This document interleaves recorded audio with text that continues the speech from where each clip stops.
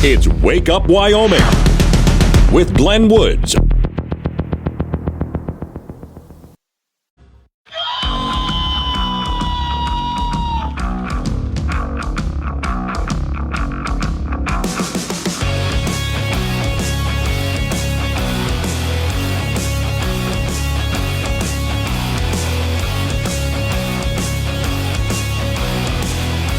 .06 the time. It's Wake Up Wyoming. It is a Monday.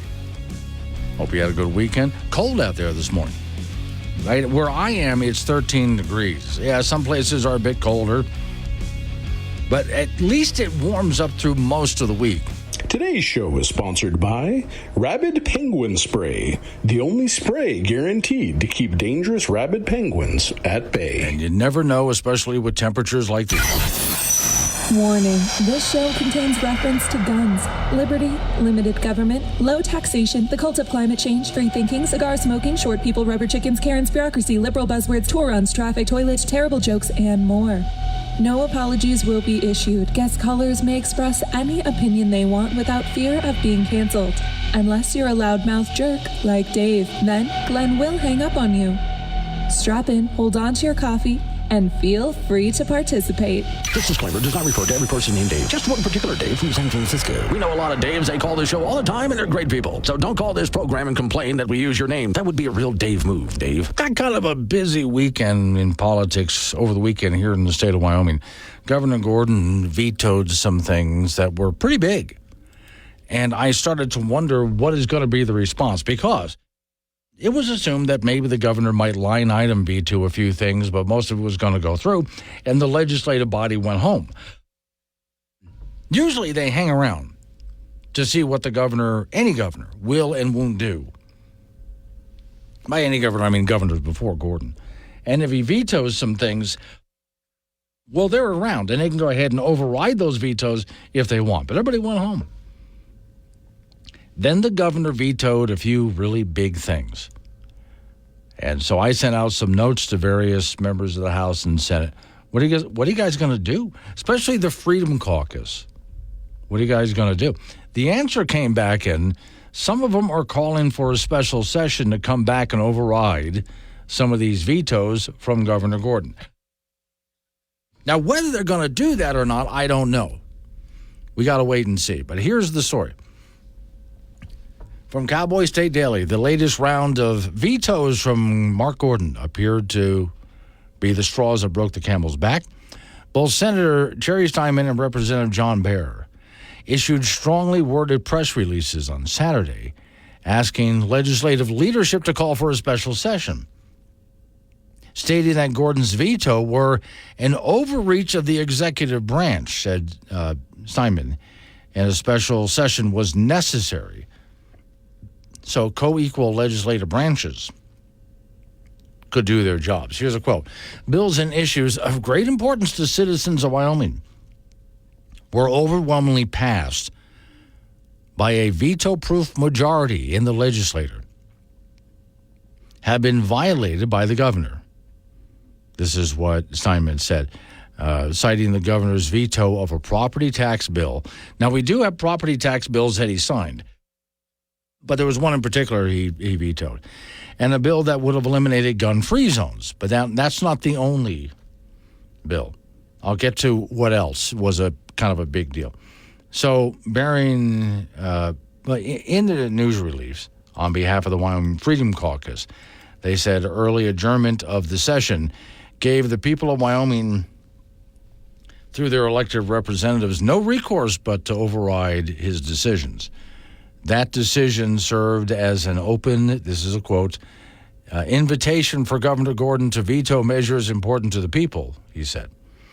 Okay, so what exactly are they going to do then? Are they going to have a special session? One of the other things that the governor vetoed was, I was cheering this on. I didn't realize the House and Senate had done it until far after they had done it. I've been wanting for a long time a defunding of the Office of DEI, Diversity, Equity, and Inclusion, in the state of Wyoming, and also defunding of the courses, in which case the university said, fine, we'll pay for it ourselves. Now, I hadn't thought about an answer to that yet, but I thought at least paying for it themselves would have been better than you, the taxpayers, paying for this program. It's about $1.7 million went to these diversity, equity, inclusion office and to the classes. So Gordon didn't veto all of that. Here's essentially what he did. A Cowboy State Daily article once again. Wyoming governor vetoed a portion of the state's budget Saturday that would have defunded diversity, equity, and inclusion programs at the University of Wyoming, but kept the language defunding the DEI office. Well, at least the office would be defunded. Okay. Now, I don't know if the University of Wyoming wants to pay itself to keep that office running. They're kind of expensive, which they shouldn't be. This shouldn't cost all this money to do this. But all right, at least in Wyoming will not be paying the state of you, the taxpayer, for that office. But all right, reading on. The Wyoming legislator handed Governor Mark Gordon an $11.1 billion budget after its recent lawmaking session, which included a line item requiring no state money to be used for UW's Office of Diversity, Equity, and Inclusion. The measurement stripped $1.7 million from the university. That cut remains. Gordon did not alter the $503.7 million total appropriation for UW. Now, this is where, again, why does UW need that much? Their football team makes a lot of money. They have all these students that pay to go there. They do make a lot of money off of federal grants for projects. Universities do all sorts of studies and projects and so on for the federal government. They make money off of that. How do they need another $5-something million? What was it? $503.7 million. All right. In a Saturday letter to the Secretary of State, Chuck Ray, Gordon said, the federal grants hinge upon DEI programming, and the legislator may be misrepresenting these programs. Well, my thought is, if the federal government is waiving money in front of us, you have to do what we tell you or we're not going to give you this money. Well, I would tell them just take the money and leave then. Well, I don't like being treated like that. You better do what we say. You're not getting this money. Bye. I wouldn't do it. But all right, reading on. Without this targeted veto, the legislator would have inadvertently put millions of dollars of federal grants that regularly flow into the university at risk. Again, let the money go. If that's the way the feds act, let it go. This is why I hate taking federal money, because federal money comes with strings attached. And I hate having the feds have that power over us and our university. Let them take the money then. The grants are vital to research and other core purposes, but require the recipients to extend participation opportunities underrepresented and underserved populations, said the governor. And I don't believe that either. I think the Governor Gordon misunderstands. When somebody, and there's a lot of people from other countries that show up and go to the University of Wyoming, and that's fine. It's always been that way. And we really haven't had a need for all sorts of money to be spent on classes and programs like this in the past. We don't now. Any student that shows up from anywhere else, just show up and take your classes and get your degree and go. Okay. Again, this is something that was never needed in the past. It's not needed now. Quote, the grants are, this includes veterans, people with disabilities, Native Americans. Again, I don't think that money's needed. He hinted that the legislator is misconstruing the nature of DEI. I don't think they are. The governor says, quote, these grants are required inclusion efforts are much broader than LGBTQ, and other legislators believe that they are the only populations which inclusions offered are. Well, I don't think we need it. Show up to school, take your classes, get your degree, and go. I don't think all of this is needed. But this goes back to when I've been an employer, that I let employees know you are hired to do a job. Show up, do your job. That's what I pay you for. You're not here to cause drama. So, again, it's just, I don't think necessary. UW dispatched a Saturday statement saying it's considering its next steps and is appointing a working group of faculty and staff and students to scrutinize UW's programs and determine how to move forward. Some of the implicated programs must continue so as not to jeopardize federal funding, they said. Quote, we certainly will continue to value and serve students, employees, and community members of all genders, ethnicities, and so on. But the message for lawmakers, regardless of the welcome line item veto from the governor, is that DEI efforts must change and discussion is underway. Okay, so to me, I don't agree with a lot of what the governor just said on that. I'm glad, though, at least he went ahead and left defunding the office of DEI. Okay, there's that much. But we'll see now. That and the vetoing of the gun-free zone bill and a couple of other things, we may end up, we'll see, I don't know yet, with a special legislative session to override these vetoes. Yeah, it was a busy weekend. The governor had a pen, and he made some people mad. You can't control how good a day you're going to have, but you can control how weird a day everybody else has. Be the weirdest, most confusing, unhinged part of everybody's day. Admit it, you were hoping somebody would say that. Sure, this show is sustainable. We sequester all gas emissions to one room. Wake Up Wyoming with Glenn Woods, live on AM 1030 and FM 95.1, weekdays at 6. Time is 6:24. It's Wake Up Wyoming. One thing that I do get out of what Governor Gordon did when he vetoed a bunch of things. Get back to there's one more I haven't mentioned yet, but the diversity, equity, inclusion thing when he vetoed that, and he said, you got to be careful. Essentially, he said, because if you get rid of some of this, then the federal government's going to withhold funds that the university needs. So hold on. Okay, this tells me one of the reasons that colleges, universities across the nation started these DEI programs is because the Biden administration is threatening to withhold money if they don't have them. Oh, I get it. I see. Which is another one of the reasons why I would turn to the federal government and say, well, then keep your money. If that's the way you want to play it, no, keep your money.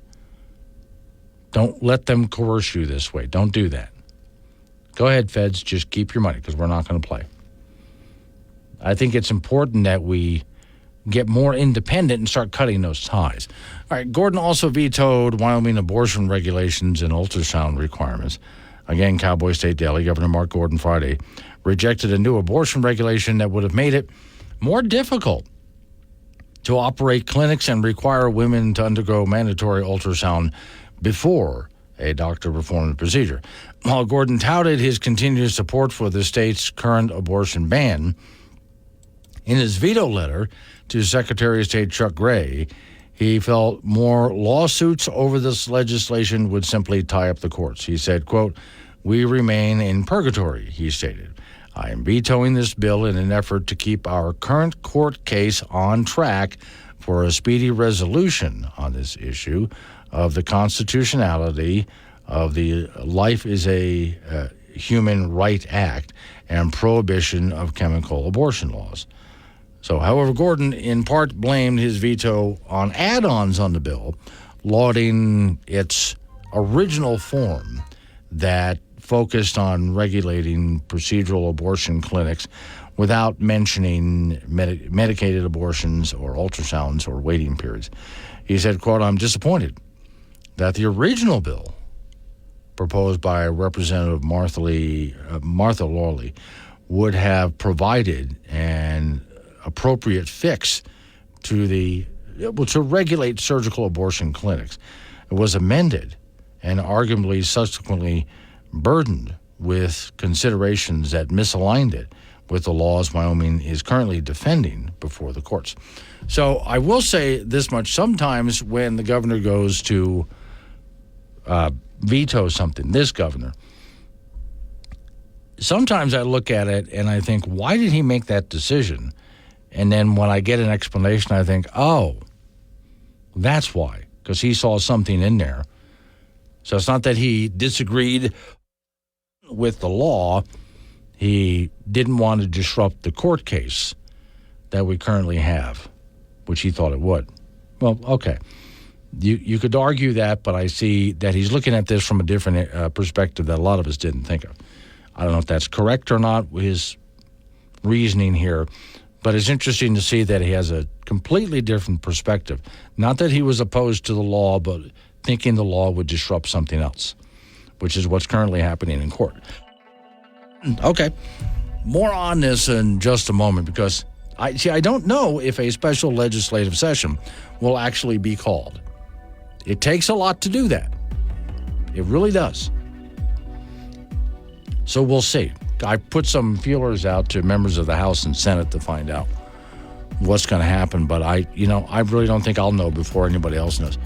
Milo in Fort Danger, if universities cannot be self-sustainable, then that's too bad you made your choices. I agree with that. I simply do. Chet and Yoder, simply put, blackmail. Yeah, I agree with that. Universities and local colleges should be self-sustaining. They shouldn't need all of this extra money pumped into them.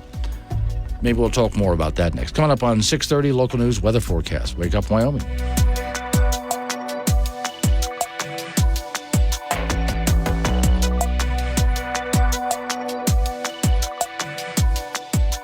Glenn Woods. He talks to you, not at you. Be part of the show at 888-97-WOODS. This is Wake Up Wyoming on K2 Radio.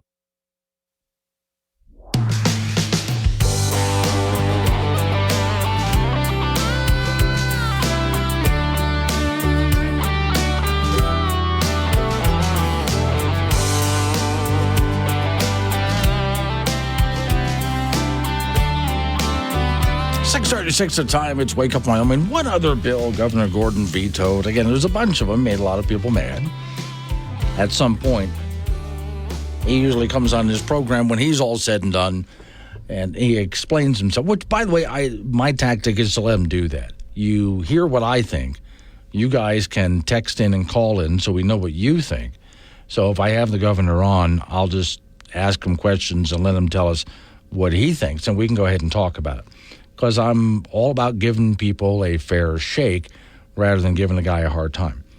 Just tell us why you did it, and then when we're done with the interview, you and I can go ahead and discuss what we think about his comments on the program, whether we like him or not. All right, so I had to go to several different news sources on this one, but this is, I think, is a good one. It's from actually The Guardian of all places. Republican governor of Wyoming, Governor Mark Gordon, has vetoed a bill that would have allowed people to carry concealed guns in public schools and government meetings. In his veto letter on Friday night, Gordon said he had concerns the bill would exceed the separation of powers provision in the state constitution, since any policy, further or regulation or clarification of the law could only be implemented by the Wyoming legislature. It would have been required for each state facility, including the University of Wyoming, the Wyoming State Hospital, and the Wyoming Boys School, to seek legislative approval to restrict carrying firearms. The bill erodes, he says, historic control norms by giving sole authority to the legislator in micromanaging a constitutional protection right, Gordon wrote. Any further clarification of the law, if this bill were enacted, could or would argument the legislator reach into local firearm regulations. So in other words, in certain places, we have local regulations that are, like your local school, for example. Local schools have local control, is what he's saying. So we would still leave local control up to the local schools, not up to the House and Senate. And he wants to keep it that way. All right. So under the bill, open carry of firearms would still have been prohibited in school and government meetings, and K through 12 students would not have been allowed to have guns in school. Guns would still have been banned in jails, courts, police stations, hospitals, and on private property if that was the owner's wish. Concealed firearms would have been allowed with a permit in public schools, and the University of Wyoming and community college areas not serving alcohol. They also would have been allowed without a permit in meetings, including that of the legislator. And part of what we're talking about with legislative meetings, that was, I forget, it was last year or the year before. There was someone up in the gallery above because if you go in, if you've never been there before, you can go in and sit and watch the House and Senate in session. You go up into an area up above where you can sit in these nice old movie theater style seats and just look down and watch what's going on below. So somebody had gotten upset and started screaming up there. They were escorted out. And some senators on the floor below thought, geez, what if that guy had been armed? And they would like to have the ability to shoot back. So, and what if maybe some other people in the gallery had been also armed and been able to shoot back as well?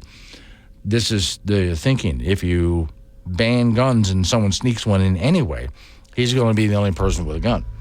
So supporters said not allowing guns in schools and meetings infringes on the constitutional Second Amendment, which gives citizens the right to bear arms and basically defend themselves. Some Wyoming districts have let local school officials carry guns since the state began allowing it in 2017. Other states have permit holders have concealed guns in school: Alabama, Idaho, Indiana, Missouri, Oklahoma, Oregon, Utah. And in order to get those guns, they have to go through a bit of a course to make sure that they're trained in how to use it in a setting like that. Not just anybody can just walk in with it. So, okay. That's why the governor said that he vetoed that bill. So we'll see now, after the governor spent the weekend vetoing several bills which, according to the Freedom Caucus and some others in the House and the Senate, should pass easily. So it should be veto-proof. So they would have to have a special session to go back and overturn these vetoes. Since they went home early at the end of this session, they thought they were done. It's cold out there. Don Day's got your weather forecast. Let's Wake Up Wyoming. Like a strong cup of coffee in the morning. Tasteless, but it'll get you through the day. Wake Up Wyoming with Glenn Woods.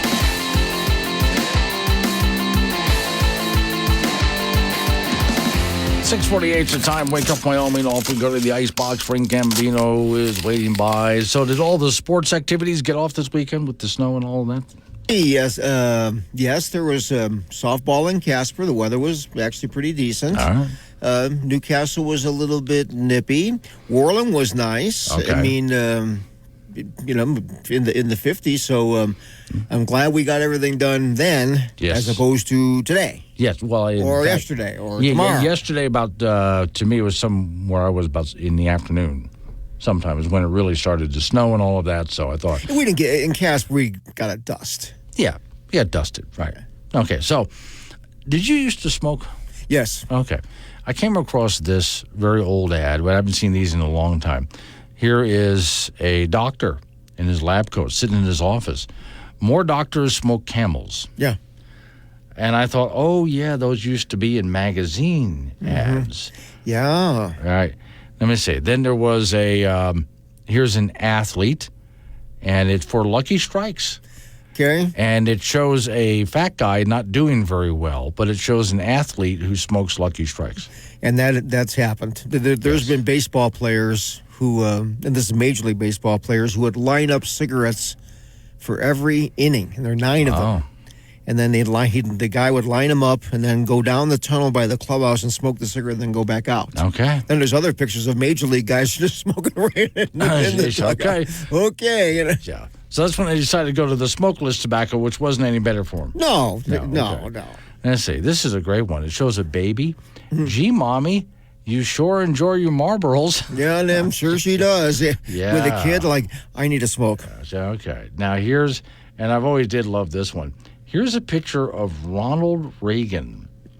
Because he was a big, let me see, He smoked Chesterfields. Oh, whoa! There was that'll knock you out. Oh, will it? No filters or anything like that. I'm like, No. what? That's a little rough on the old lungies. Okay, did not know about that. And here again, it shows this is back when lady tennis stars wore long dresses while playing tennis. Yeah.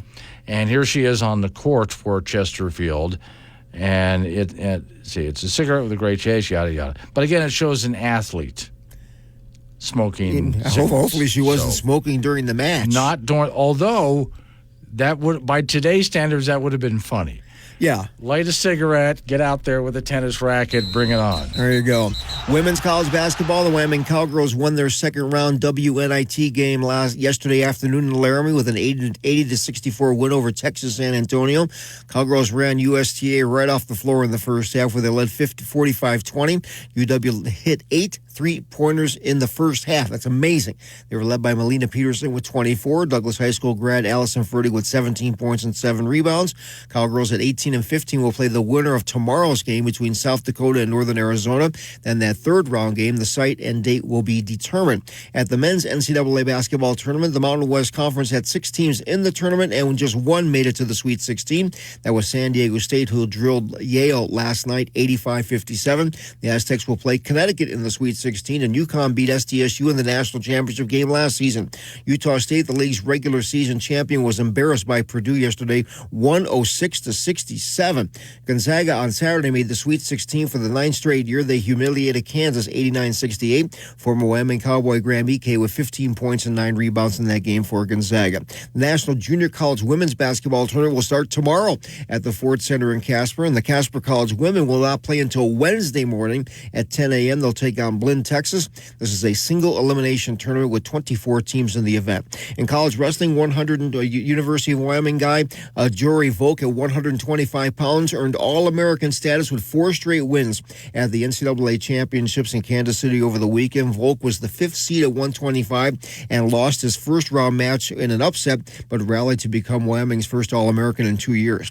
Girls high school softball from over the weekend. First on Friday, Laramie swept Wheatland in a doubleheader, 18-2 and 19-5. Green River and Kelly Walsh split a twin bill, with Green River winning game 1, 17-14, and KW coming back for the nightcap 12-4. Rock Springs and Natrona split on Friday. Rock Springs won game 1, 9-5, and NC taking game 2, 11-0. Thunder Basin swept Cheyenne Central 17-5 and 16-6. Cheyenne East swept Campbell County 11-10 and 9-5. Then on Saturday, East and Thunder Basin split. East won game 1, 17-8. Thunder Basin game 2, 17-9. Campbell County over Central twice, 10-2 and 12-7. Natrona swept Green River 17-7 and 18-2. Rock Springs swept Kelly Walsh swept Green River 17-7 and 18-2. And then I'll remember what it is later. I can tell you that. Rock Springs, I know they played. Green River played Natrona on Saturday. Next hour, Frank will come in 13-9 and 18-5. Straighten all of that. Kelly Walsh played Green. Yeah, or was it Frank, Kelly Walsh playing just Rock Springs? Throw out a bunch of numbers. Natrona was playing Green River. All you got to do is Natrona was playing Green River. Yes, somebody was anyway. So Green River swept Natrona 13-9 and 18-5, and then Kelly Walsh swept somebody. And they won. Yes. And so it was a thing. Holy smokes. Wow, and then that happened. Yes. Okay. They played. It was great. There's a pot of coffee downstairs. Oh, my God. It's the Wake Up Wyoming.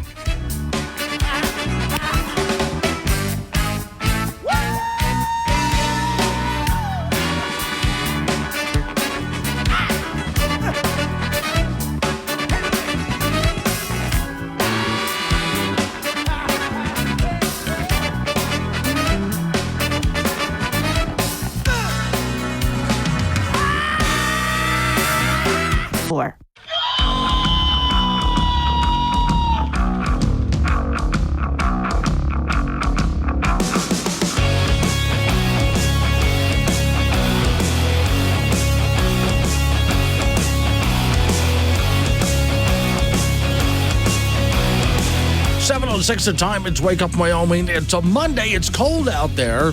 Don Day will be with me at 7:45 to talk about the changing weather forecast. Of course, we're on a bit of a roller coaster for a while. Today's show is sponsored by Rabid Penguin Spray, the only spray guaranteed to keep dangerous rabid penguins at bay. You never know when you're going to run into, especially in temperatures like this. Okay, so real quick before I get into what I have lined up for you this hour. So Mike and Casper sent me this note just now over the Wake Up Wyoming app, which you can do. Go to your app store and just Wake Up Wyoming, and you download the app for free. One of the many options is the chat options that you can use to send me text messages when I'm on the air. Mike says, I thought you said Genericville was fiction. Scary. In which case, I just asked him, did you read it? Genericville is my latest novel. So here's the deal. Here's what Mike is talking about. I have experienced and seen, now, experienced personally me to an extent, but I've also watched many people who have lived in neighborhoods that have homeowners associations from hell. And it's a great example of what happens when you let government get out of control. Because a homeowner association is a very tiny form of government. And if you let the wrong people get in office and you just quit showing up to the meetings, here's what happens.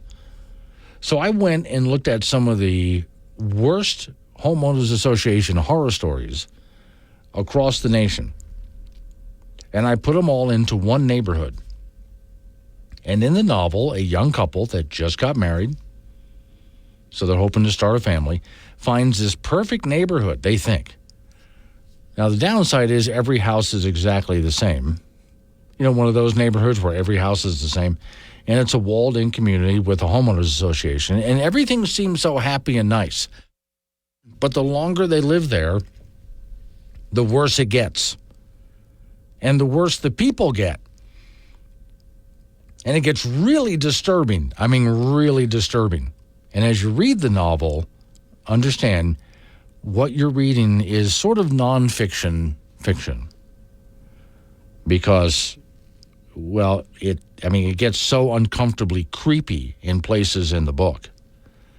And you might think that I'm exaggerating as I write it. But everything you read in the novel actually happened. I just made up the characters and then plugged them into these real-life situations.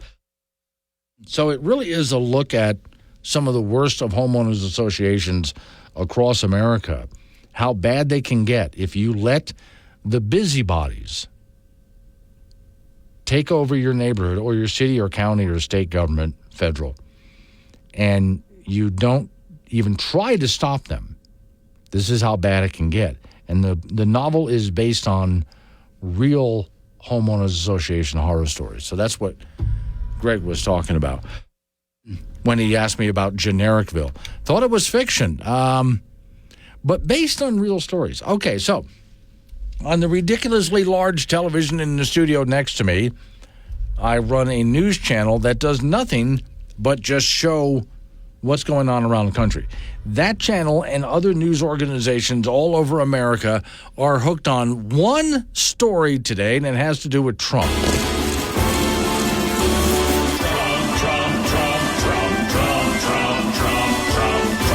And the story, of course, is he's got to make that bond today, right? Yeah, was it $450 million? I think it's like that in bond. And here's a story from CNN, which is not a true headline. Deadline day that puts Trump empire in grave peril.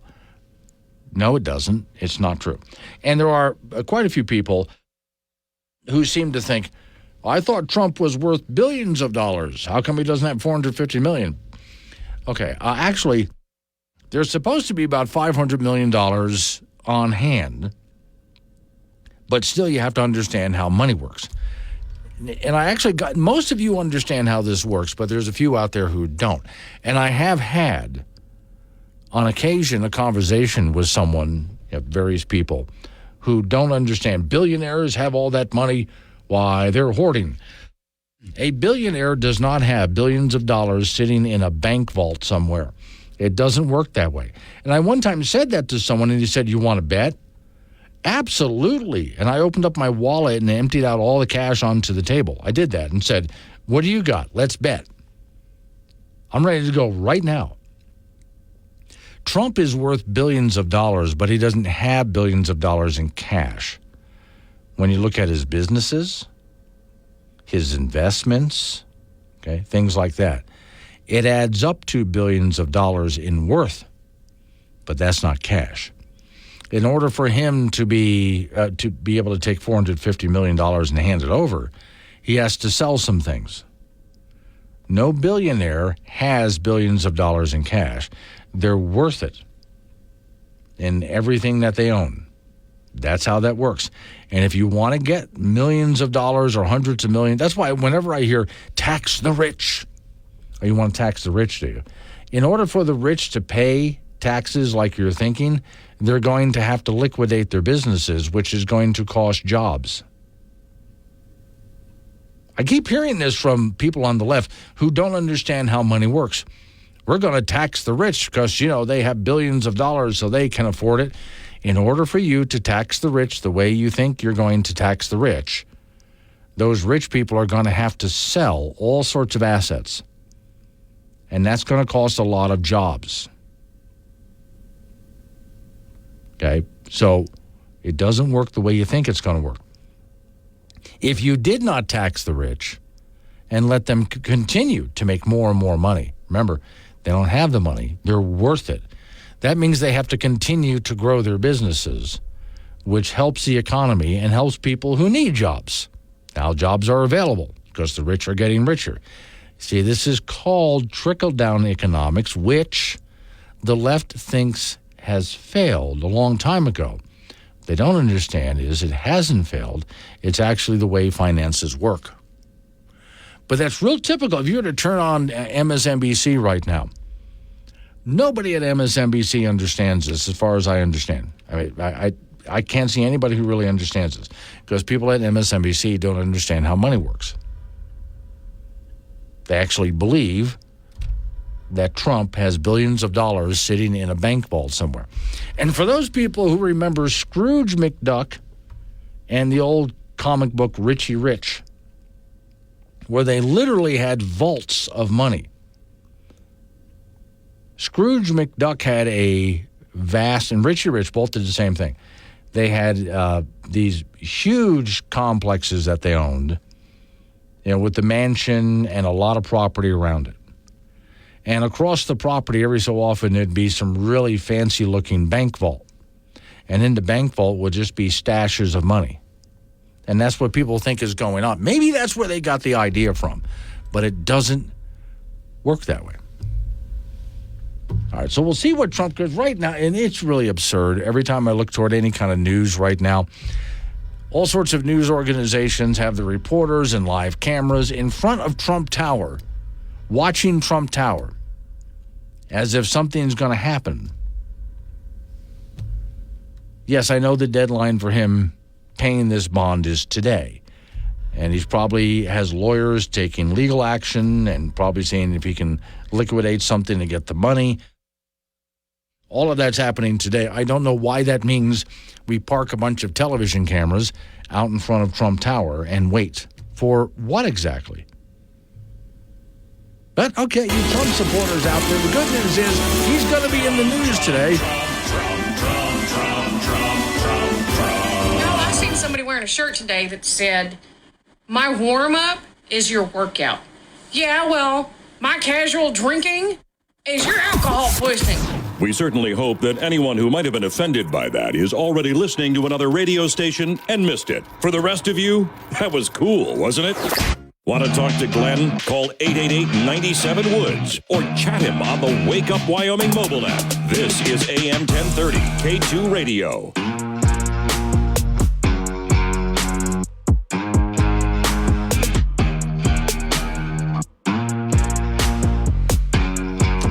One's the time. It's Wake Up Wyoming. All right, so a slight change in topic here, just for the fun of it, because I saw a headline this morning which made me think, there's a point to this.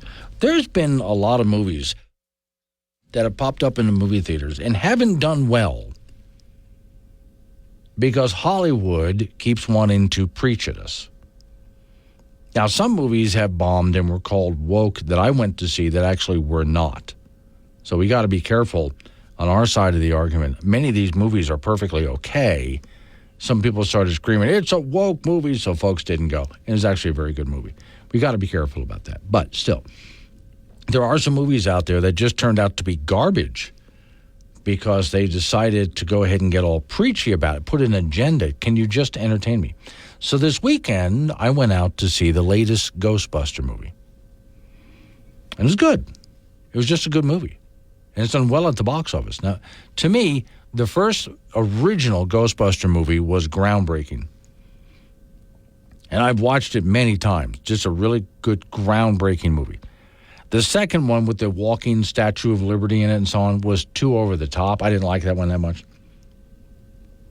Now, they did have a Ghostbusters cartoon series, which I never really watched as a kid, but I knew it was out there. Then they had the Ghostbusters with the all-female cast. Okay, well, I didn't see that in the theaters. I eventually saw it in television. And I thought, actually, they did a good job with it. The script was good. The action was good. The lady comedians in it were all very funny. So I did enjoy it. I just wasn't that into a reboot with that. I didn't see the point in it, So I didn't think it was a bad movie, though. I just didn't see the point in redoing it in that way. But then they came out with this Ghostbusters idea. And that was the movie before this one, where they have you remember the actor who played Egon? Okay, he passed away a few years ago in real life. So when they made this movie, they make his granddaughter, his daughter moves into Egon's old house, which is out in a small town out in the prairie. And his granddaughter starts to discover who Grandpa was. And they finished the story of Zool, which was very well done. The movie, if you haven't seen it, is very good. It's called Ghostbusters Afterlife. It brings back the original cast members near the end of the movie and so on. It was really good. I've watched that movie several times over at home and thoroughly enjoyed it. So this new one comes out, right? And this weekend, I went to see it. Now, what's fun is in Casper, Wyoming, there is a Ghostbusters group. They took an old police car and made it up into a Ghostbusters vehicle. And it looks good. And it's got all the bells and whistles and the siren. And they have the full uniform with the proton packs that make all the noise. It's just loads of fun. So I went with them. There's pictures of this on the Wake Up Wyoming site if you want to see them. I went with them to the movie theater, and they were in full getup. And we watched the movie together. Okay. This one is called Frozen Empire.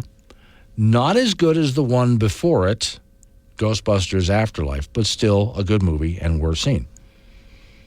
And as I watched it, I thought, what's nice about this movie is they're just trying to have fun. They're just trying to be entertaining. Nobody's trying to deliver any kind of message one way or the other. They're not trying to save the planet from an eco-disaster caused by man. They're not trying to drop little subtle messages and lessons for us all in there. None of that was going on.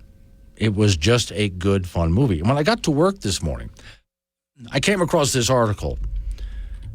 Movies for normal people like Ghostbusters are box office hits. Yeah. And then he goes into this author goes into how much money was put into the movie, around $42 million, which is a lot less than some movies that have been put out where they've spent hundreds of millions of dollars on the movie and it bombed. And people who have gone to see the movie enjoyed the fact that it was just good. And has made a lot of money back at the box office just because, hey, Hollywood, can you just entertain us, please, with your television shows, with the movies at the theaters? Please just go ahead and entertain us rather than approaching us with some kind of agenda. Now, we had the same discussion when your football games, when people started to take a knee and get political during your football games, that affected how many people showed up at football games or watched it on television. Yeah. The fans started to deliver the message, hey, I'm a little done with this. I just wanted to go see a football game. Do not use this as an opportunity to force your political or social agenda in front of me. That's not what I'm here for. I went to the game to be entertained because we all need, from time to time, just to step away from work and go enjoy yourselves. The reason I went to the movie this weekend is because as much as I love this job and other things that I do, I'm a workaholic. But I like being a workaholic. Everything that I do, I enjoy. But I'll occasionally sort of burn myself out, and I'll need just to step away and let's go do something else for a while, completely different. And so I went to the movie theater with the idea of, I'm just going to go watch this movie and check out for a while and relax. And that's why people go to theaters or sit down in front of the television and turn it on. Just time to relax and check out for a while. You've all been working all day really hard. Time to go do something different for a while. And yet, don't you hate it when you sit down in front of your television and you turn it on, and something which was advertised as a show you would really enjoy, the moment it comes on television, oh, God, you're going to be preaching at me again? Really? How about not? How about just do something that's fun, entertaining? Some people like dramas, so give them a drama. But hey, Hollywood, that's why I like the title of that article. Movies for normal people. Yeah, people who just want to go by themselves or with a date or their family. And just, in fact, that's another thing I liked about Ghostbusters was the Ghostbusters that I went with from Casper, they brought their kids. And the kids had a great time. So for those people who showed up with their families, and when I looked around the theater, there were a lot of families in the theater with us. It was a good, decent, family-oriented film that was just fun to watch. And nobody was trying to ram their agenda down our throat. Can we get back to Hollywood? I think you would do a lot better and make a lot more money, not lose money, if that's what you did. Coming up on 7:30, local news coming your way right after local news update on the weather forecast.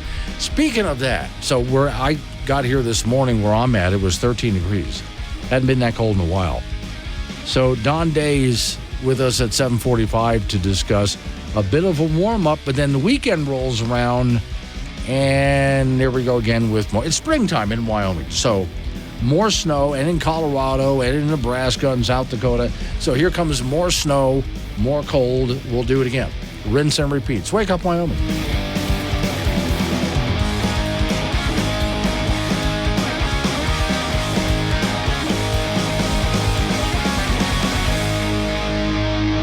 Got something to say to Glenn? Use the chat on the Wake Up Wyoming mobile app and get your opinions straight to the studio with K2 Radio.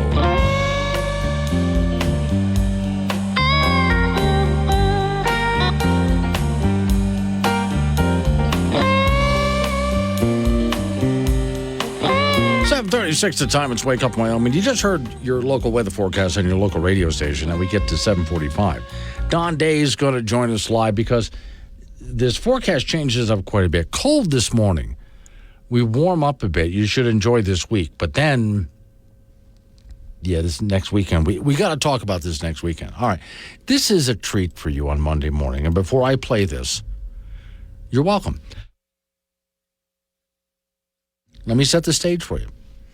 So this is your vice president, a heartbeat away from the presidency, which is really scary with this president because there's not many heartbeats left. She's walking down some stairs. She was visiting the U.S. colony of Puerto Rico. And as she's stepping out of the building, walking down these stairs, some people start to play some music. And she thinks it's the coolest thing. So I can let you hear what this sounded like.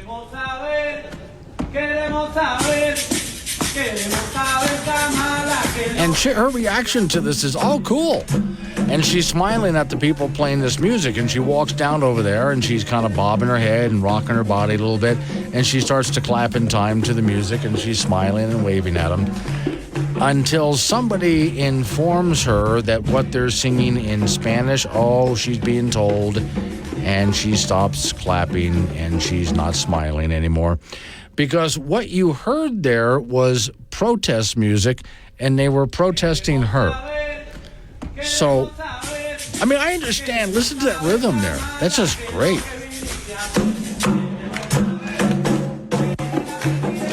That's just cool. That's why she was clapping and rocking back and forth. And, thank you for this wonderful treat of this music.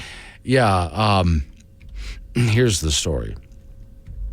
The song had lyrics, "Long live free Palestine and Haiti too," according to a Puerto Rican journalist there. After Harris seemed to realize what the song was about, she nodded and folded her hands rather than clapping.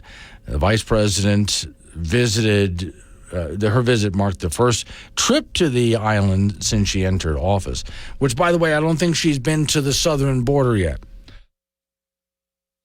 But she's been to Puerto Rico anyway. So it's probably a good idea before you get out there and start to boogie and enjoy that sweet music, Ms. Vice President, that you learn what these people are about. Here's a picture of her. I mean, just smiling and clapping. Vice President Kamala Harris had an embarrassing fumble Friday visit to Puerto Rico when she spotted clapping along to a protest song about her. And they apparently they name her in the song, too. So, okay. So I guess sometimes it's easy to fumble if you're in a position where cameras were around you. I mean, I want to give her this much. I want you to imagine that cameras were following you everywhere you went. Would you eventually be caught doing something embarrassing? I think we all would. We would all eventually be caught doing something embarrassing. You're not supposed to tip the scales like she is, though. That's a whole different thing. Welcome to the life of an adult child. You wake up, it's time for coffee. Take a shower, it's time for coffee. Go to work, it's time for coffee. Get fired, it's time for coffee. And by 5 o'clock, it should be time for coffee. Yep, there you have it. A new level of crazy. And you heard it here first. Wake Up Wyoming with Glenn Woods on K2 Radio. Join the conversation at 888-97-WOODS.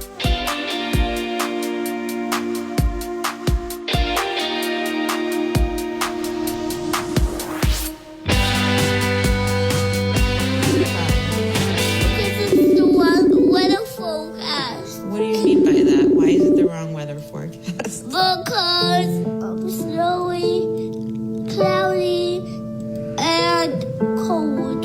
And what should it be? Warm outside. Why? Because it's the first day of spring, and now it's warm outside spring. You want it to be warm outside already? Yeah. Okay. You told me it's gonna be warm outside. I know. I did tell you it was going to be warm outside in the spring. Yeah. Yeah, I'm sorry. I promise it's going to get warm soon. We have to have that talk every year at this time. The kid just never seems to get it. Let me see if I can get Don Day up on the line here. Been trying for, there he is right there. Don, I just played the crying kid because it's cold outside, which I play every year at this time. Yeah, it's a little late maybe to be playing it, but no, it is, boy. That's fine, yeah. Well, it really seemed that a lot of the news channels, especially east of us here, were, and I understand because blizzard conditions and so on, but they were acting like this has never happened at springtime before, which I think we should be kind of used to it by now. Well, right now, weather gets a lot of clicks, you know, and so it gets hyped up pretty big. But anybody that's lived around this part of the world, late March, a storm like this happens frequently. Okay.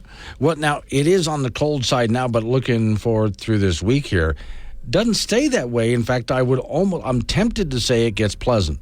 Well, I don't know if we want to go that far. Okay. I mean, we are going to have a little midweek warm-up. Okay. And the second half of the week, we're going to get into a southwest flow, which is going to mean warmer temperatures, but there's moisture in that southwest flow. So as we get to the end of the week and into Easter weekend, I love to use the word unsettled. Yeah. Because while it won't be as cold, for sure, and we are going to warm up a little bit, if we're going to have a couple of pleasant days, I'd call them Wednesday and Thursday, but there's going to be enough wind and coolness still in the air to not be as nice as the weather we had before this cold hit. Okay. When we finally get out of Easter weekend, I know this is looking too far in advance, but I've been watching the setup, the trends here, and it looks like we might go through it yet again. Yeah, it's going to stay busy right into early April. These storms are queued up in the Pacific. A very active pattern is going to continue at least into the beginnings of April, which basically means expect something coming through about every 3 or 4 days, whether it's a larger storm or a frontal system. What happens this time of year is, and we've kind of seen it, is that you have some pretty good warm-ups between the systems, but as we're experiencing right now, the northern latitudes still have a lot of cold air. And so when these come through, they're still going to have the potential to bring winter weather. Okay. Now, I think the good news, we've talked about this before, but the good news here is for those areas, especially in the plains, then down in Texas and so on, that have been needing the wet, they're certainly going to get it. Yeah, there's good precipitation chances in a lot of areas that need it. You know, some of those areas that are getting the storm right now across parts of the Central Plains are in a moisture deficit. So this is going to help them out, even though they would rather have it go down their rain gutter than on their driveway. But that's kind of, you got to take it when you can get it. Okay. So now we haven't really in this area gone through a big winter storm this year, but we can't say that that hasn't happened. When I look at the West Coast and also what just happened over in Nebraska and further on out, they certainly have. Well, yeah. A week and a half ago, we had 3-4 feet of snow in parts of Colorado and into the mountains of southern Wyoming. It's not that we haven't had systems come through, and we're going to continue to have them come through. The setup just has not been to target Wyoming yet, but I can go back and show you many, many years when we've had very large snowstorms in April and early May. So we're not out of the woods yet. I see. He said yet twice. I heard that. Yeah. All right. Thank you, Don. Appreciate it. So, Don Day with Day Weather. Yeah. When he says we haven't had this kind of a big winter storm yet, that kind of makes me stop and go, okay, that means he sees something, but he's not talking about it yet. Off we go to the ice box where Frank Gambino is waiting by. What is he seeing? I can tell you what spring is in Wyoming. It's about 2 weeks. Yes, that's about it. That's it. Yeah. You go from winter, 2 weeks of spring in its traditional sense. Yeah. To summer. Well, we were talking about usually at some point there's that big storm. Oh, there'll be 2 or 3 of them. Yes, and so when I asked him about, because so far in our area we've been spared anything like that for now. But twice Don Day said yet, which tells me a lot. He's still waiting on it tells you this. It is inevitable. Inevitable. Okay, he didn't say inevitable, but he did say yet, so I'm watching it. Okay, it'll so happen. I came across an interesting headline.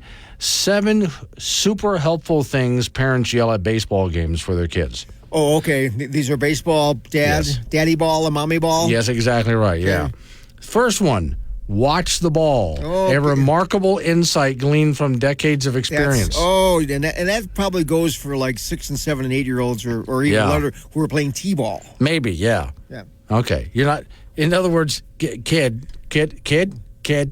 Hey, kid, over here. Watch the ball. Okay. Then when the kid goes up to pitch the ball, throw strikes. Well, gosh, Dad. No. That's a brilliant observation. My answer to a kid that age is, can you at least make it in that direction? That would be great. My coach when I was about 8 or 9 years old, when I was pitching, he said, rock and fire, rock and fire, rock and fire. And then to the kids who are young enough, when dad or mom yells, stop playing with your cup. I mean, that's a big one. Well, sometimes it doesn't it's not exactly the most comfortable thing. No, sometimes. It's not. Okay. And then after a while, when you get older, you don't even bother with it. Don't even bother with it, yeah. Okay, then, and I love this one. We need a hit. Yeah, please. And by hit, he doesn't mean like a run to a base. Or would somebody please connect with the ball? Yeah, just hit it somewhere. Yeah. I love this one. Be ready out there. Now, that goes right back to the first one. Hey, kid. Hey, kid. Kid. Hey, kid. Kid. Hey, kid. Those kids in the outfield, they lose their concentration, especially when they're 7, 8, 9-year-olds are watching the cars go by. Maybe the planes are flying by. Maybe they're daydreaming. Maybe they're chewing gum. Who knows? Right.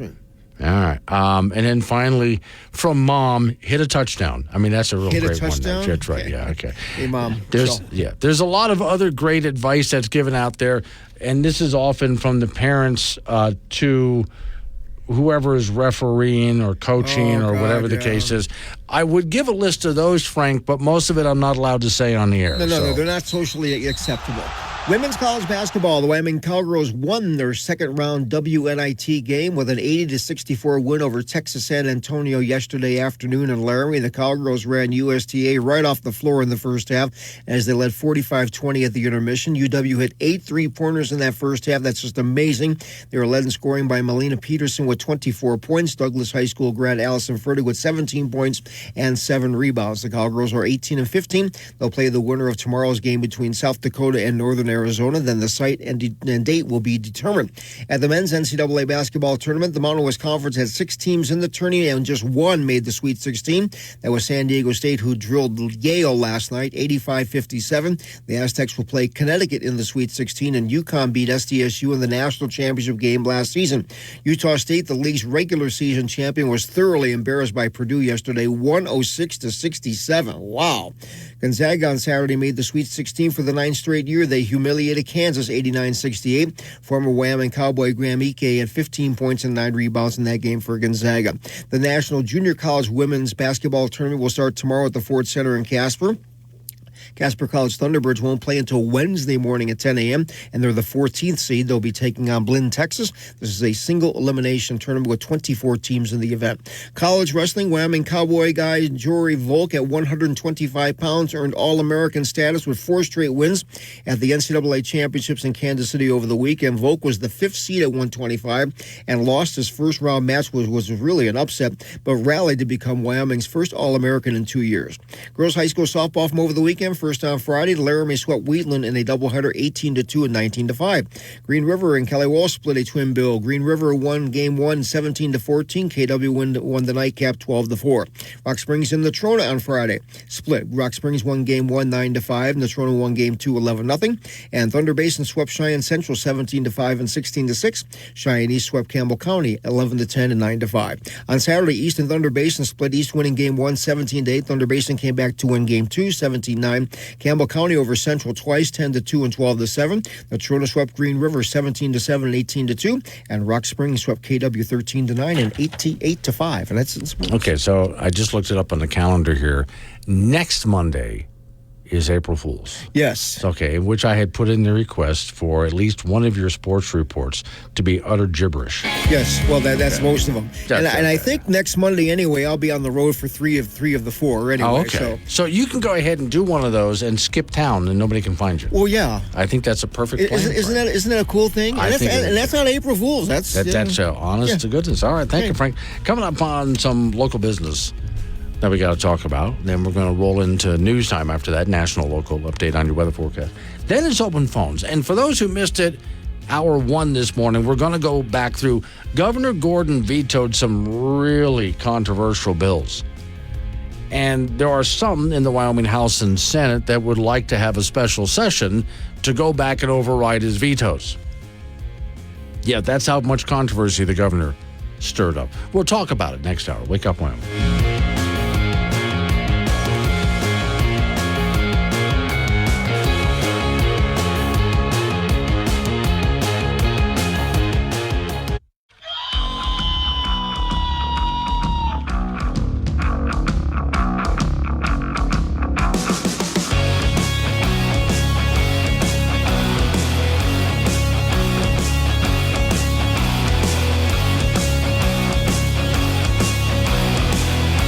8:06 the time. It's Wake Up Wyoming. It is a Monday. It's still on the cold side out there. I'm still in the teens. It was where I'm at.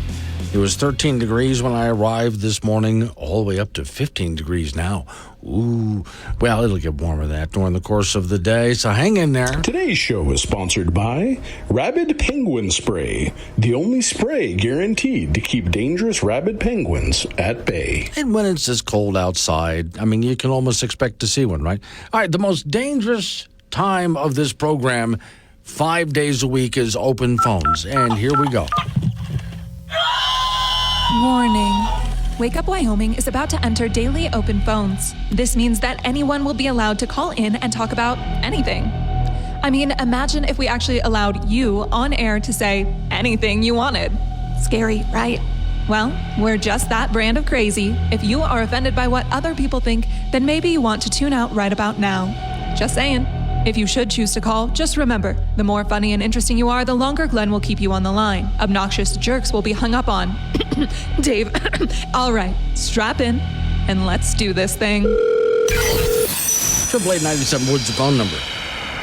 That's 888-97-WOODS. You can talk about what I'm talking about. Change the subject, fine by me. For those who are with me first hour of the program, I got to get everybody caught up real quick. So over the weekend, Governor Gordon was busy. He was vetoing bills. And he vetoed, well, he signed some into law, but he also vetoed quite a few things. He can do a line item veto as well, with the whole budget. But he vetoed a few things that had people sit up and go, wait, what? Now, just so you know, to set this up, the Wyoming House and Senate went home a little early. They thought this was done. Because normally they hang out and wait till the governor signs everything or doesn't. And if a governor vetoes stuff, the House and Senate are in session and they can override the veto. But this time, the Wyoming House and the Senate decided to go home. That was a mistake because the governor started scratching things out and writing veto. And he sent letters out explaining why. I'll go through some of why to see if you agree with why. All right. Vetoed abortion regulations and ultrasound requirements. Now, again, you got to listen to, at some point, I should be able to get the governor back on his program to talk about why he vetoed things. First off, he said he was disappointed with that bill because it was not the original bill, which he favored. So the story from Cowboy State Daily, Mark Gordon on Friday rejected a new abortion regulation that would have made it more difficult to operate clinics and required women to undergo mandatory ultrasounds before performing the procedure, while Gordon touted his continued support for the state's current abortion bans in his veto letter to the Secretary of State. He felt more lawsuits over this legislation would simply tie up the court resolution further. He said, "We remain in purgatory. I'm vetoing this bill in an effort to keep our current court case on track for a speedy resolution on the issue of the constitutionality of the Life is Human Right Act and prohibition of chemical abortion law." So that was the first one there. Okay. Then he went ahead and vetoed the gun bill for gun-free zones. Now, again, is the governor, hold on, is he anti-gun as well? Story says Governor Mark Gordon Friday announced a veto of a bill that would have banned most gun-free zones.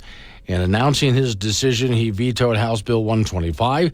Governor cited concerns of the separation of powers under the Wyoming Constitution.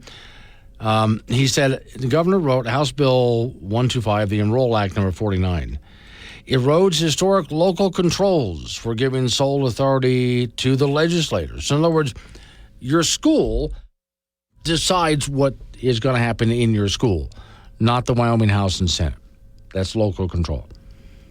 Okay. And as far as going to City Hall, are they going to have gun-free zones in City Hall? That's up to your local City Hall. It's up to your mayor and the city council to decide that, not the House and Senate.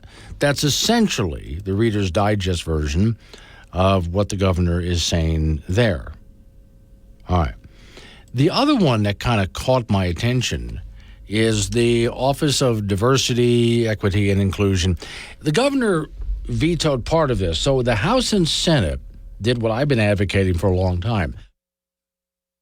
Cut funding to not just classes, but also the office itself of Diversity, Equity, Inclusion. So what the governor did when he vetoed is he said, well, we'll keep the cut to the Office of Diversity, Equity, Inclusion. That office doesn't need to exist, so we're going to cut that. He worried, and again, I'm giving you the Reader's Digest version. There's various classes that we have on inclusion and other things like that. A whole bunch of classes. And he wants to keep the funding for those because he said keeping funding for those allows us to continue to receive federal funding for other projects. If we cut those classes, federal funding could stop to other things that the federal government sends the University of Wyoming money for, which could be a lot of money. a substantial amount. So right away I thought, hold on a minute now. So this is why I was wondering, why do local colleges and universities across the country all have these classes? Is it because the Biden administration is waiving money, saying if you want to keep getting this money, you have to have these classes? In which case, my reaction is, if you're going to do it that way, then you can keep your money. I'm not going to do the classes because I don't like people playing me that way. You can just forget it. Don't do what I tell you. We're not going to give you this money. Then keep your money. All right. But the governor's worry is the amount of money that we're talking here. Now, the story, again, Cowboy State Daily says the measure stripped $1.7 million from the university, and that cut remains. Gordon did not alter the $503.7 million total appropriation of VW. Think about that. The state is sending University of Wyoming $503.7 million. Okay. Put his pen through. See, UW can use its budget. According to the UW itself, they may take money out of their regular budget to continue to pay for what has been cut. But all right. In his Saturday veto letter to Secretary of State Chuck Gray, Gordon said federal grants hinge upon DEI programming, and the legislator may be misinterpreting those programs. Quote, without this target veto, the legislator would have inadvertently put millions of dollars of federal grants that regularly flow to the University of Wyoming at risk. Those grants are for, according to the governor, vital research, other core purposes, but also require the recipient to extend participation opportunities to underrepresented and underserved populations. Okay. And again, quoting the governor, the grant requires inclusion efforts broader than LGBTQ+ or others, but also people who might be handicapped or all sorts of veterans, things like that.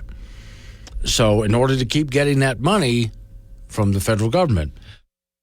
Now, this is where I would like somebody to educate me a little here if I'm missing something. See, when I take a look at local colleges and then universities, they should be self-sufficient. Students pay a lot of money to go there.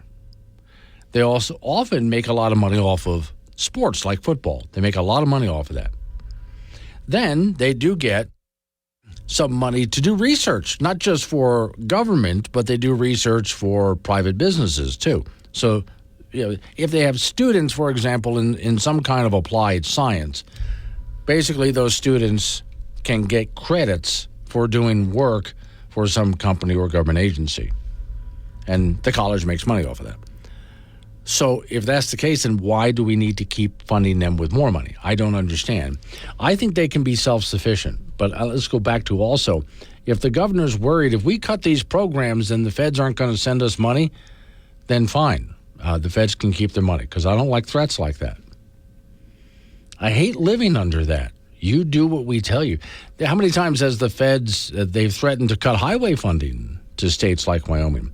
You have to do what we say or we're going to cut your highway funding. See, we get addicted to that money. And that can be a real dangerous place to be. 8:16, wake up.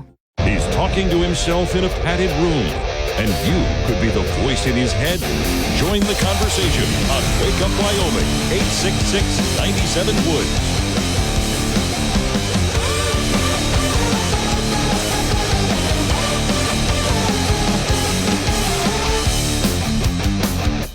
.21's the time. It's Wake Up Wyoming. So I am right in Evansville. I think you misunderstand something here. Okay.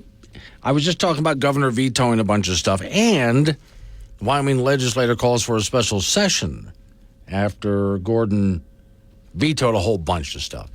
So the note I'm getting here, special session, what a joke, waste of money. Part-time legislator wants to be full-time career politicians, get a job. The legislators do not make really, they get a per diem so they can get someplace to stay, buy some meals, low gas money. That's about it. So they're not making money. In fact, some of our legislators lose a little bit of money doing this. So that's not why they're trying to do it. Tom is in Casper. Hello, Tom. Tom Walters. I serve in the Wyoming legislature and just wanted to correct you on a couple items. Go right ahead. Well, first you said the legislature went home early. We went home just as scheduled on March 8th. Okay. And we had 3 additional days that would be constitutionally allowed for this biennium. Chose not to use those, but that was known prior to the session starting. Okay. And in my years in the legislature, we have often adjourned with bills still on the governor's desk, Governor Gordon, Governor Meade, and so that is not an uncommon practice to adjourn before everything has been signed. Okay. So just wanted to make sure that folks didn't think the legislature skipped out early, because we did not. We adjourned just as scheduled. I got you. That's fine. It was known that there would be bills on the governor's desk at that time. Right. So what do you think about the bills that the governor vetoed? I think he has every right to veto things that he feels is necessary. You know, that's the separation of powers. We have 3 branches of government. Right. The legislature put forward some legislation, and he justified why he vetoed those in his veto messages, which reading the entire letter does more service than reading the Cowboy State Daily version of what. Well, I've got to put. They can go to Cowboy State Daily. They can go to Cowboy State Daily and read the entire thing. I just want to capsulize it for some people. Yep. But my point is that what I'm asking is, there's some people calling for a special session. Do you think that will happen or not?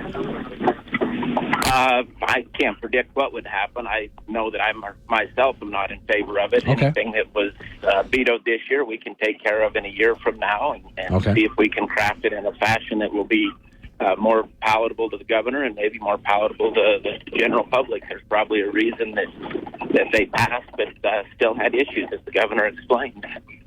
All right. Thank you for calling in, Tom. I appreciate it. So 888-97 Woods, the phone number. That's 888-97-WOOD. So he's not in favor of a special session. So, okay.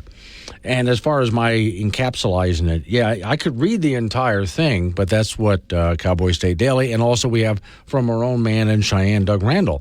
He's put up some articles which include the governor's letter if you want to read the whole thing.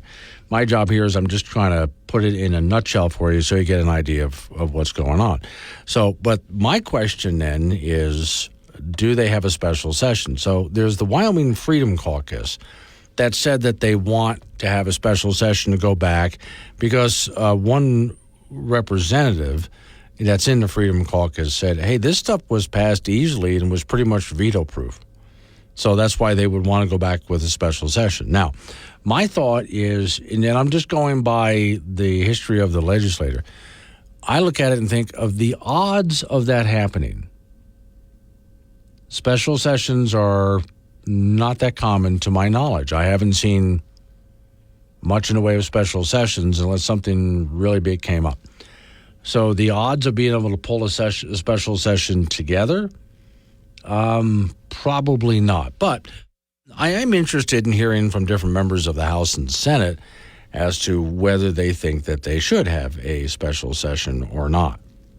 I mean, that was one that just called in right there. And I put word out to various other ones that I know, hey, can you get back with me on this? What do you think is going to happen? And do they go back and correct or not? Now, my take on I've had a chance to speak with Governor Gordon since before he was governor. And my take on him is usually if he objects to something, it's probably not for the reason that you're thinking.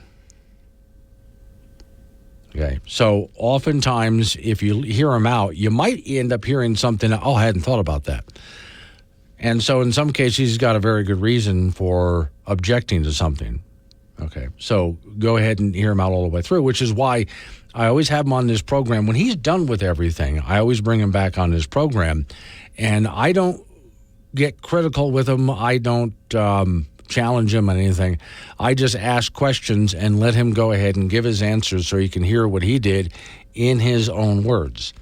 But still, for me, when it comes back to one of the things was the University of Wyoming and the DEI, getting rid of. I'm glad that he cut funding for the Office of Diversity, Equity, and Inclusion.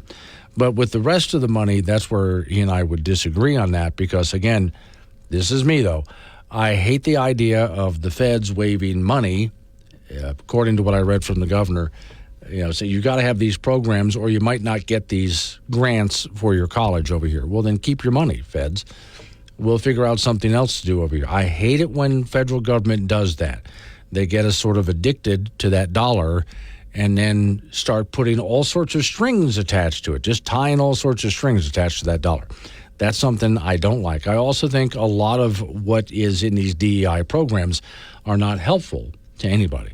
They certainly have not been to other universities and even just local colleges that I've seen around the country. I think they actually do, in most cases, the opposite of what they claim that they're supposed to be for. So that's why I've been an advocate of canceling that out from the very beginning. All right. So at this point, we just wait and see what the legislators will do because the gentleman who just calls has this right. Well, I do think a special session is unlikely just based on what it takes to get our House and Senate back in for a special session. It takes something really big. In which case, for these vetoes, you'll probably have to wait a year, and then they'll just be offered up again. But then next time around, if they make it all the way, if all of this makes it through again, let's just imagine for sake of argument it does, then maybe they'll go ahead and wait around to see, does he veto it this time or not? Do we have to override the veto or not? We'll wait and see. But that's what the next legislative session is for. This is what we go through with every single governor and legislative session every single year. So, again, now we're in wait-and-see mode. At some point, Governor Gordon comes back on when he's ready, and we'll go ahead and find out from his own mouth, from his own words, what he actually thinks and why he did what he did. Coming up on 8:30, local news coming your way. After local news update on your weather forecast, then you and I get back into it with a nice long segment of open phones. 888-97 Woods is the number. That's 888-97 WOODS. Wake up, Wyoming. And a funnel made of steel. A caution needs some gasoline. About the path and the mail, it's all in the red. Let it go. Go, go, go. Go, go, go. Go, go, go. Let it go, let it go, let it go. Go, go, go. Go, go, go. Go, go, go. Let it go, let it go, let it go. You asked for an expert. We didn't have the budget for that. Wake Up Wyoming with Glenn Woods. Weekdays 6 to 10 a.m. and 24/7 on the Wake Up Wyoming app.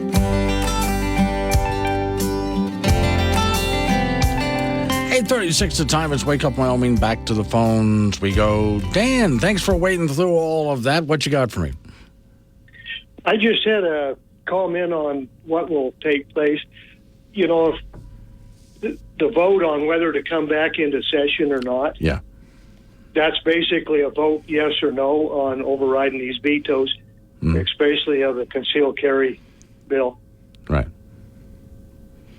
Okay. And, well, so you think if they what vote, I wanted to comment on. if you think if they vote in favor of a special session, that it's pretty much guaranteed they're going to override these vetoes? Yes, and the ones who vote against it, right, going back into special session, that's basically a vote no. Okay. And that will show who's really in support and who isn't. Okay. Thank you, Dan. I appreciate you waiting through that whole news and information break for that. Well, okay. 888-97 Woods, the phone number, 888-97-WOODS. So, of course, I mean, there's no way we can possibly go through all these topics without going over to Mills, Wyoming, to hear from Jude on this cold morning. Hey, Jude. Hey, I guess I'm going to overthrow the government, a 60-year-old. I guess so, yeah. I can just see you now getting in one of your big trucks and just heading down there. I can see it. Yeah. We'll just load up and have to stop every 10 minutes for me to go pee. Yeah. Anyway, what your gentleman friend just said is true. Tom Walters, he's one of the fellas like Harshman and Chadwick and a few others that are, I guess you call them uniparty. Okay. Because that's what they're worried about, is taking care of the gun-free zone area, because they're part of the problem. secondly, with Hendry, my arch enemy, now running for Charlie Scott's seat, we've got to find somebody to run up against Rob. I'd like to do it myself. I just don't have the energy to do it. But we can't let Rob in there. He was him and Chadwick both were part of what happened to my husband and I on our property stuff. And that showed us back then that they're uniparties too. And no, we don't need those guys. My second one was Trump's bond this morning. They're violating his Eighth Amendment. I think we know that, cruel and unusual punishment and excessive bail. I think the appeals court had already ruled that 80% of what Letitia James and those guys have come up with is garbage. But he's not following the Palin's court anyway, so just Judge Ederon will probably get his butt stomped when it goes to Supreme Court.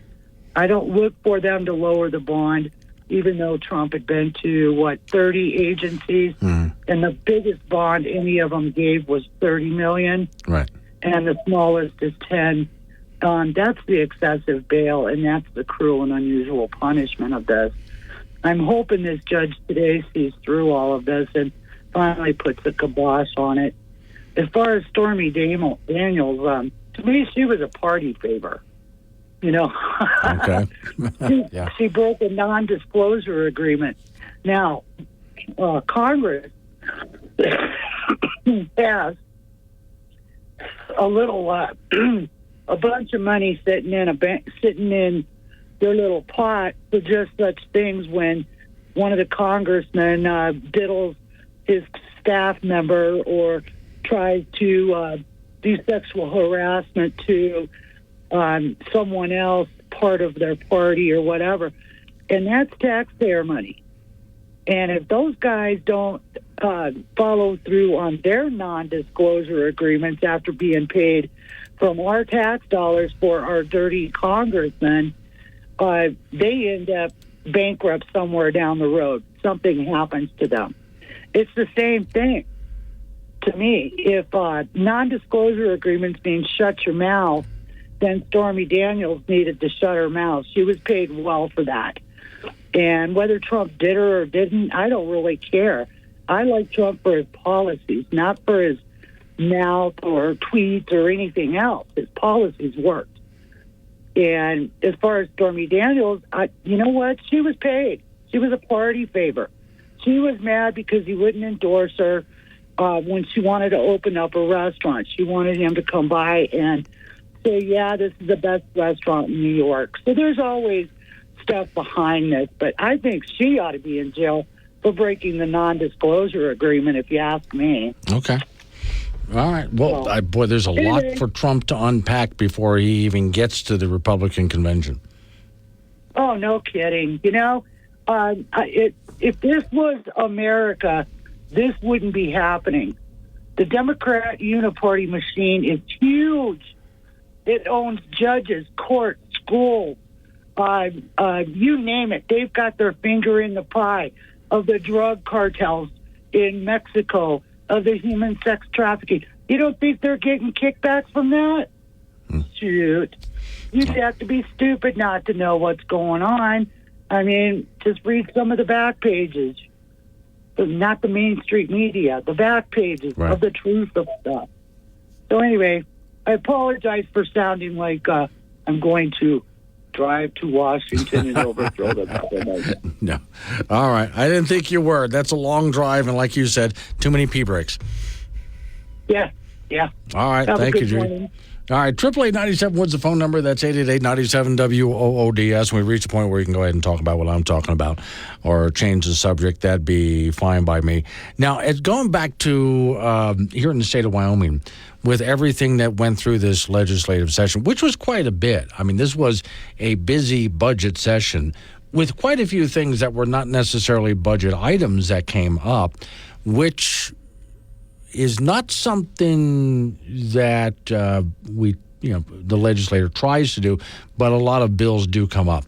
In other words, the budget session is supposed to be for the budget, but they have to get 2/3 of a vote in order to get any other kind of bill onto the floor, and that's designed to make sure that they mainly focus on the budget. But some things do get through.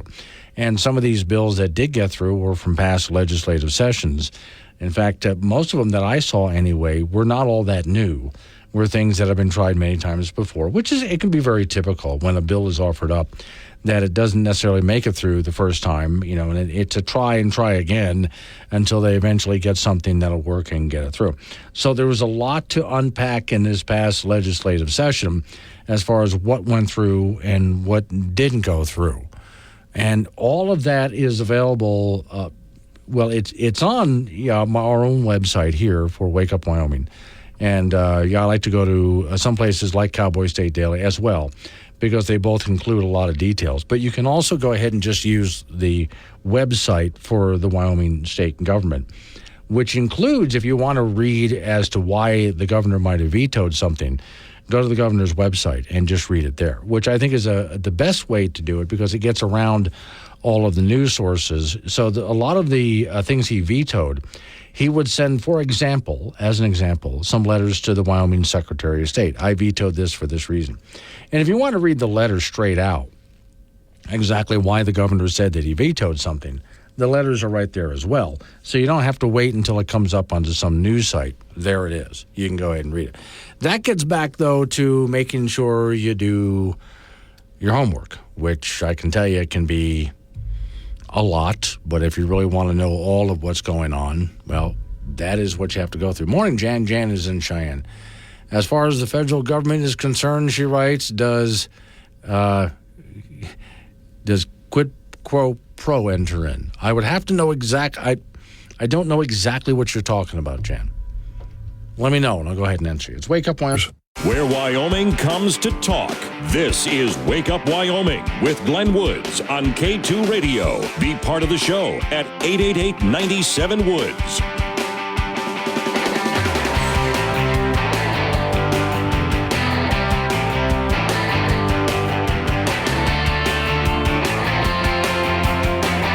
.48's the time. It's Wake Up Wyoming. Off we go to the icebox. Frank Gambino is waiting by. So, Frank, you fly airlines from time to time? Oh, yeah. Okay. A lot. Now, I do hear people often today, when they go to fly an airline, they complain.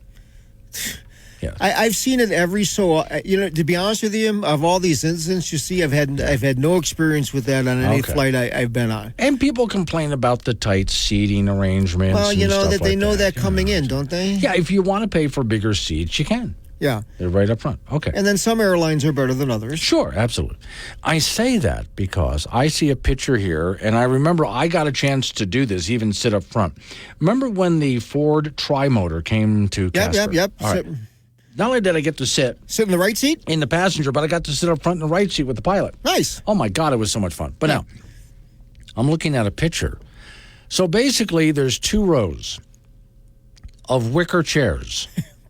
Okay. That are screwed to the ground, to the floor there. Okay.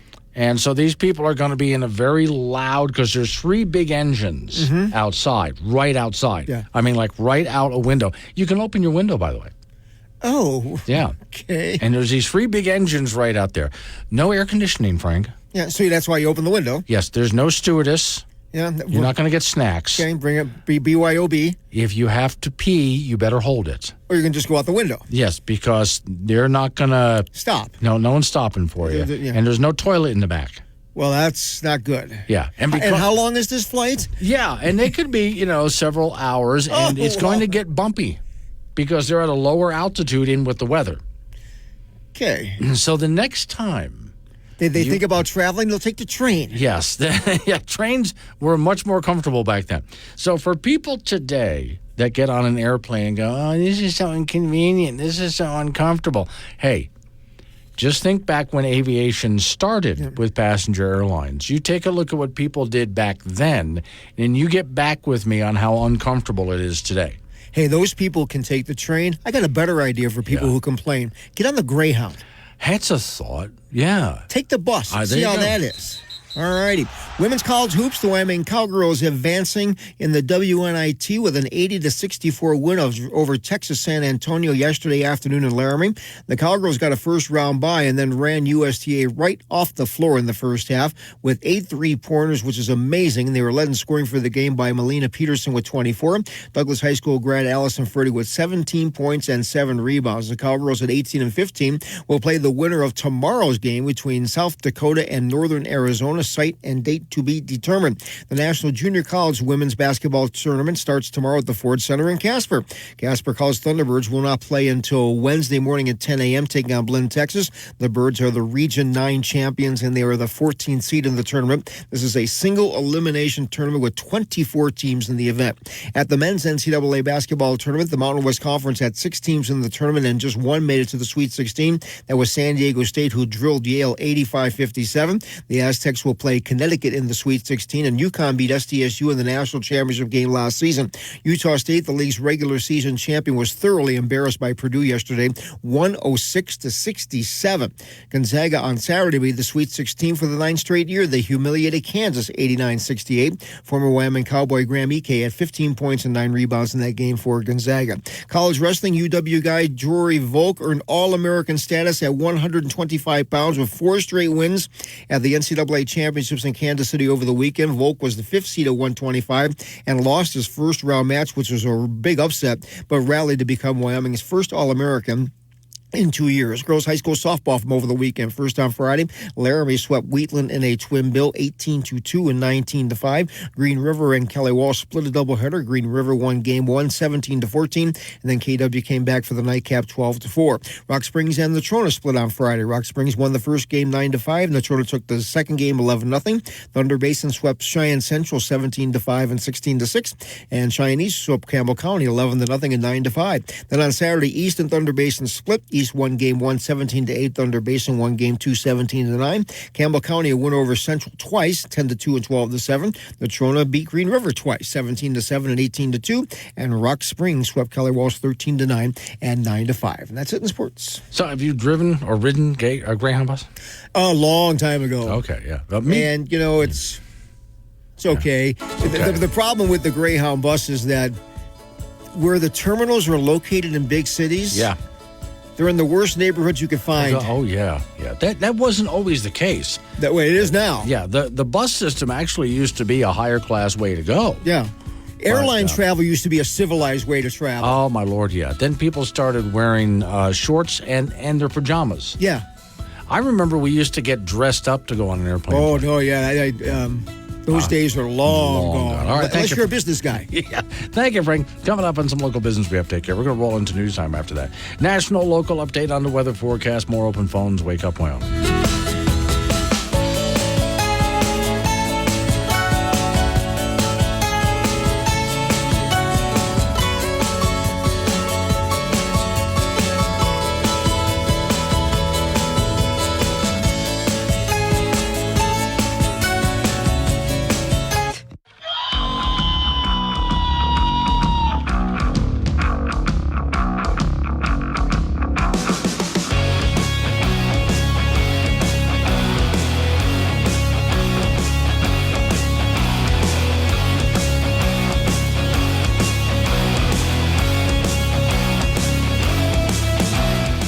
9:06 the time. It's Wake Up Wyoming. My name's Glenn Wood. Thanks for joining. We're getting warmer out there.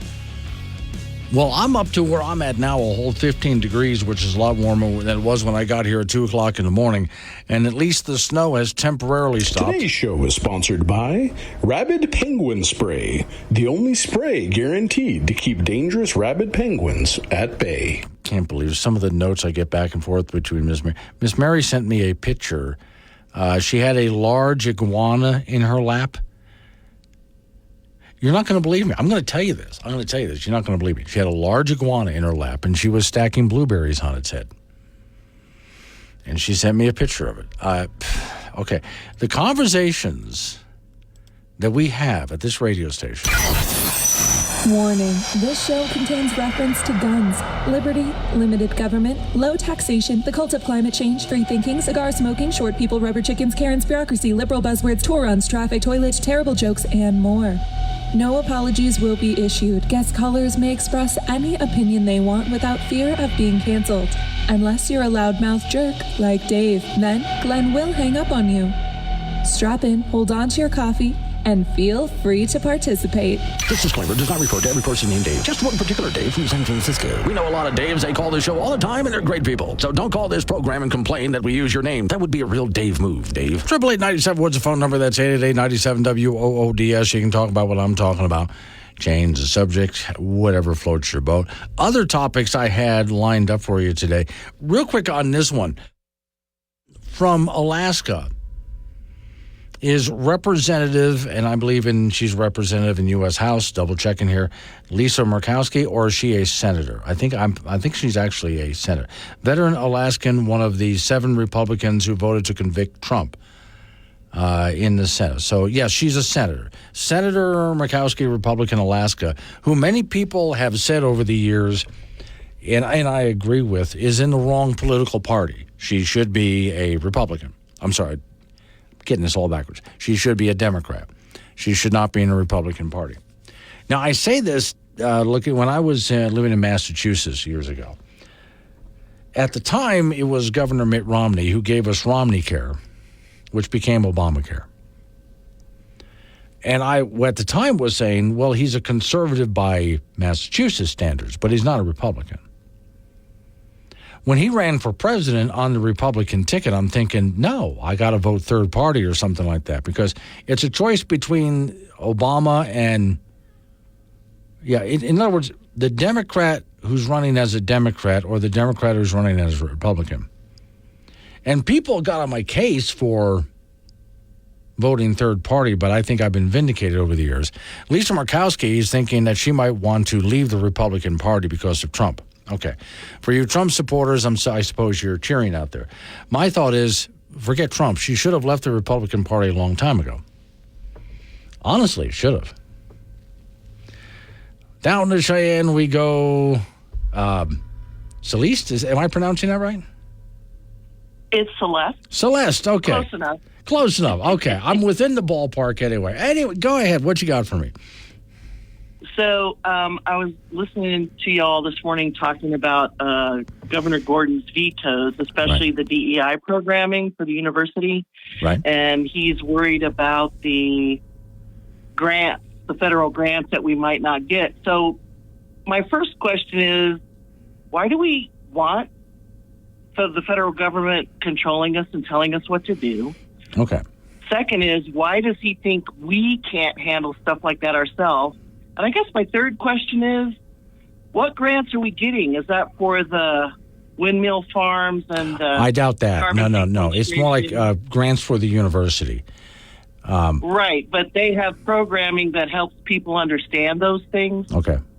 You see what I'm saying? It's kind of like a backdoor, hey, we're going to give you a degree in windmill farming. I would have to see exactly, because I have not seen a list of exactly where that money goes, but this is where I think you and I agree.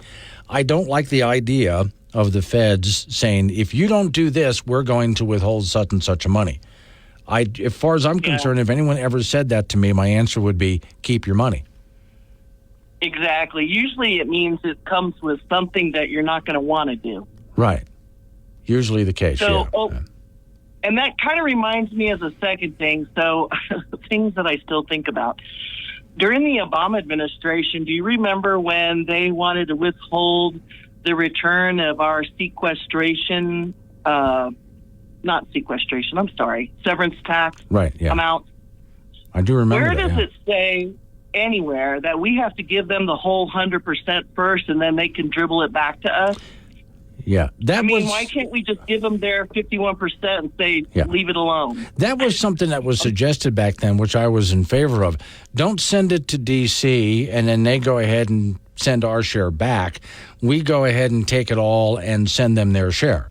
I think would be a much better way to go, especially because then, once again, the federal government is not controlling this state, which I'm in favor of as little federal control as possible.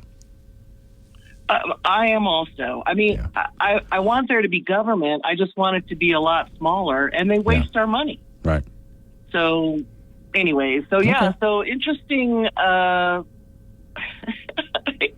the way these guys think. I just have to rub my forehead. I oftentimes find, and it depends on who you're talking to in government, but there are many people that I've spoken to in government where it's all about, we got to get that money. Whether it's the federal money, whatever the case is, we got to get that money, we got to spend that money.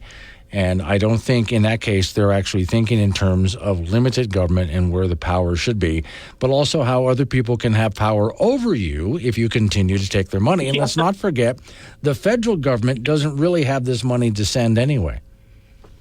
Yes. The whole thought process is incorrect. Yeah. So, yeah, and I've been thinking a lot about President Trump not getting reelected this last term. Right. And I'm not sure all of these things would be coming out now. I think the Democratic Party and the Department of Justice and the FBI, all those guys, they wouldn't have been as obvious about trying to get rid of somebody. Now I'm thinking to myself, hey, it might have been a good idea because now we see all the dirt. Right. Well, a lot of the dirt. To me, it's always a matter of the double standard. So, for example... Oh, I agree. Yeah. When we find but maybe that Trump has a bunch of documents classified at home, okay, should he get in trouble for that? Yeah. Well, yes, he should get in trouble for that. But then again, we have Biden has all those documents, and Hillary Clinton had a whole computer filled with classified stuff. Yeah. So why aren't they facing the same kind of trouble? And now, when I'm watching on that ridiculously large television they put in my studio here, they're focusing on Trump, and this may have been payments he made that they call hush money. Oh, you want to go after Trump for hush money? Okay, if he did it, go after him. That's fine. While we're at it, let's talk about Hunter Biden and Joe Biden and hush money, because they should be in front of a judge for the same thing. And I look at that kind of double standard as, to me, one of the most frustrating things about government and news media today. Yes, sir. The one thing I do want to make a comment about is President Trump had the right to keep classified documents. He's the guy that determines what those things are. Yeah. And he actually had him in a secure place. Who's coming into Mar-a-Lago except for the federal government? Right. And they already came in, looked at it, and then they said, hey, where are you keeping them? Can you keep a lock on the whatever door? Sure. Yeah. So when you have a senator taking classified documents, they're not allowed to. Right, yeah. Well, and Secretary Hillary was Secretary. Yes, Hillary was Secretary of State, and she took an entire computer home. I know. Which she should be in jail for that. But remember, what was her comment about Benghazi? What difference does it make? Yeah, right. Yeah, well, yeah, I'm being sarcastic. Yeah, it makes a lot of difference. I live for sarcasm. Sarcasm is the main tool in my toolbox. Yeah. All right. Yes, sir. Well, anyway, thank you very much for taking my call. Sure. I appreciate it. Thanks for calling. I appreciate it. 9:16 is the time. And do me a favor. If you ever call again, that was a delightful call. I enjoyed it. Don't call me sir. There's two things I never got used to. I know I'm getting up there in years. I haven't hit 60 yet, but I'm real close to it. This year it'll happen. But when people call me either Mr. Woods or sir, I mean, I'm still living as like a 13-year-old. I honestly don't get it. Woke Radio, WOK! Time to get up, everybody, and go to work. You know you don't have anywhere to go, so let's play some soft, easy favorites that'll help you sleep in until noon. This show contains sarcasm some listeners may find disturbing. A sense of humor is advised. Chat with Clem live on the Wake Up Wyoming app.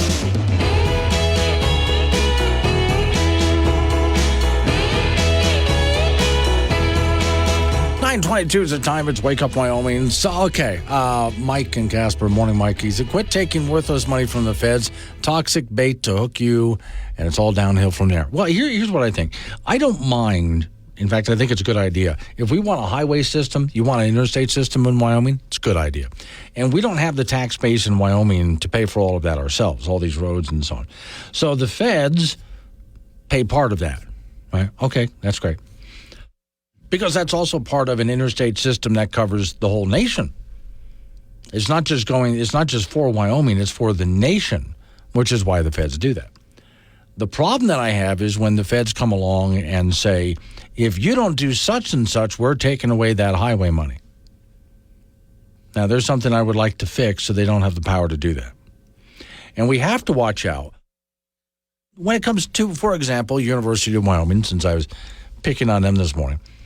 Okay, so University of Wyoming makes money in a lot of different ways. They, of course, tuition's part of it.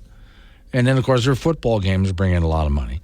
But they also do other kinds of work, including research, study programs, et cetera, et cetera. So there's a lot of things they do. And so money comes in from not just the state, but the federal government, which makes me wonder why, hey, UW, why do you need all of that money? I would really like to know where a lot of that goes. Okay. But also, why do they get so scared when someone threatens to cut off some of the money? They should be a lot more self-sufficient than this. When the feds have money that they're saying, if you don't run such and such a program at your university, and it's not just UW, it's colleges of every size, universities of every size all over the country that receive federal money. And if you don't do what the federal government says, then, well, they're not going to send that money in. And that can be, at times, dangerous and detrimental, depending on what we're talking about. There's times I look at that and think I'd rather they didn't spend money on whatever that program was. And I don't like anyone else having power over us like that. I really hate that idea. So my answer is go as independent as you can. Cut yourself off as much federal money. But also remember, that federal money is not going to last. Whether we're talking universities or pick anything that the federal government sends money in for, there's people who get used to that money. But the feds don't have that money. We've reached about $35 trillion in debt, and when you include everything else, unfunded liabilities and so on, we're into the $100-some trillion. I mean, it's outrageous when you think about how much debt we're to the point that your federal government borrows money to help pay the interest rate. We're borrowing money to help pay the interest rate. So all of these people who are used to, organizations, individuals, companies that are used to, governments like state governments, taking all sorts of money from the feds. What are you going to do when that money runs out? Because your federal government is beyond broke. And that's going to dry up at some point. Then what are you going to do?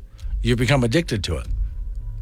A better idea is to become self-sufficient and not need the federal money. So they're not influencing you. And when they run out of money, you didn't need it anyway. Morning, Micah. Good morning. My question is, I understand, the governor saying, we don't want a whole bunch of money and stipulations and stuff for the entire department. So I agree with just cutting out that department thing. Yeah. But couldn't the college, if they really wanted to have funding for those courses, why can't they put in a request for that funding? Why does it have to go through the governor? Because then I'm kind of led to think, well, does the state take some money out of it before it actually gets to the college? Well, okay, the way it goes is the state, every biennium when they do their budget, sets a certain amount of money aside to help fund the university. And right. That money was in that funding.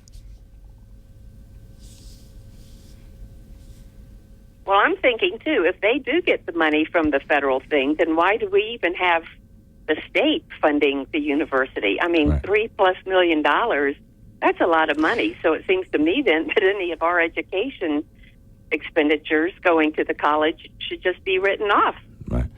My thought also was, if we're talking different courses here, for diversity, equity, things like that, as far as the classes go, if there are people who are taking those classes, they can pay for it. If there's not enough people, then don't have the classes. Now, as far as other programs... I was thinking the same thing. Well, as far as other programs beyond that, University of Wyoming said that if the state wasn't going to give them the money, they were just going to fund these programs themselves. Well, then let them. Well, I didn't get the impression that they were going to fund the programs themselves. I had the impression that they were going to fund the department to keep the department intact. Okay. Well, which I I'd think like is to see what ludicrous too. I'd like to see a list of all that these cuts would have affected, and to see exactly what UW is talking about as far as we'll fund that ourselves. But again, my thought is, well, then fund it yourself. I mean, if the state, and if enough people are kind of up in the air about it, then why do we just not accept it at all? Right. Let it go for another year, until we get a better understanding of exactly what's involved, and then vote on it next year. Okay. Well, that's probably what's going to happen, because the governor, again, vetoed part of that. I'm also really disappointed that it does not look very good for the special session to be held. Because, I don't think it does, no. People, they are representing all the different areas in Wyoming. And, if those bills have been passed by that big of a margin, then it just shows that Gordon is not really looking out for all of Wyoming. From his perspective, I think he is. But I'm going to have the governor comes back on at some point to explain himself, and I'll just let him. I'll do what I usually do. I'll just ask him the questions and let him go so he can explain himself. Okay. All right. Thanks for calling in. Coming up on some local business we have to take care of, and we're going to roll into news time after that. Weather forecast, more open phones. Wake Up Wyoming.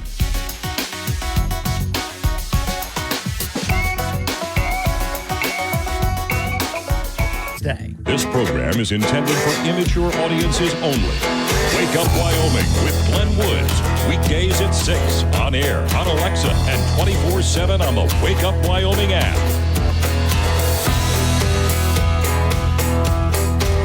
9:36 the time. It's Wake Up Wyoming. 888-97 Woods, the phone number, 888-97-WOODS. I'm putting away what I was going to talk about because I wanted to finish a thought on something. I know it has become a real tangled mess, all of the things that the federal government subsidizes or sends out grants to. A lot of money goes out to a lot of different organizations. And those organizations can range from nonprofit organizations to, universities and colleges and businesses and states. And also cities and counties can even get some of that. People are constantly applying for grant money in all sorts of different ways. And I think part of the problem with that is, look, some of the money goes to good places. Like, again, did you drive on the interstate? Some of you did, just recently. It's a great idea. We have this interstate system that connects the entire country. That your federal government pays for most of that. Your states do, too. So it's not just the highways. The interstates in Wyoming are not just Wyoming's roads. That's America's roads for the whole country. That's a great idea. And so that's part of what they pay for. But the more money federal government sends out for all sorts of different projects. There was a book. Do you remember a book some years ago, Ask Lesko? There was a commercial on there. And there's a guy who was wearing a thin guy with big, funny glasses and a suit that had a bunch of question marks all over it. And this big, thick book was how to get free money from the government to do all sorts of things. Would you like to sit home and get paid by your federal government to write a novel? You can. They have money to do that. There's all sorts of things they just give away money for. And Lesko he wrote a big fat book on how you can go ahead and file and write grants and so on to get this money, depending on what you were after. And what he didn't realize was how much he was helping to aid our massive federal debt. And my point to all of this is we got to remember this federal money on every level, from your city, county, and state level to businesses, to nonprofits, to universities, name it. Keep going, name it. That money from the feds cannot last forever. It can't. They're already at $35 trillion in debt. They can barely afford all of the interest money. Government borrows money to help pay the interest. And at some point, they'll have to borrow money to pay all of the interest. This is not smart. And I blame both political parties for this because they just keep spending it's insane. No other word that I can think to use for it other than it's insane how much money they spend on the federal level. And they're so deeply in debt, at some point, it runs out. It's going to. It's not an if or a might or a maybe. It runs out. Unless your federal government starts actually getting things under control, like the state of Wyoming has been doing over the past quite a few years in cutting the budget rather than increasing it. Recently, the president released his dream budget, which is already dead on arrival, but it vastly increased spending, but also vastly increased taxes, too, on the American people. But he's in favor of just bigger and bigger government, more and more, spending higher and higher taxes, which is not solving the problem. So all of those people who are used to getting money wherever you are from the federal government to do what you do, just remember, that can't last forever. At some point, either the federal government has to cut back drastically before they just go completely under bankrupt, which would be bad for the whole nation, or they go completely under and bankrupt. So either make the cuts necessary, or, which means you people who are used to getting money from the feds aren't going to get it anymore. You're going to have to go somewhere else. Or the whole system collapses and the same thing happens. Which one do you want? One or the other is going to happen.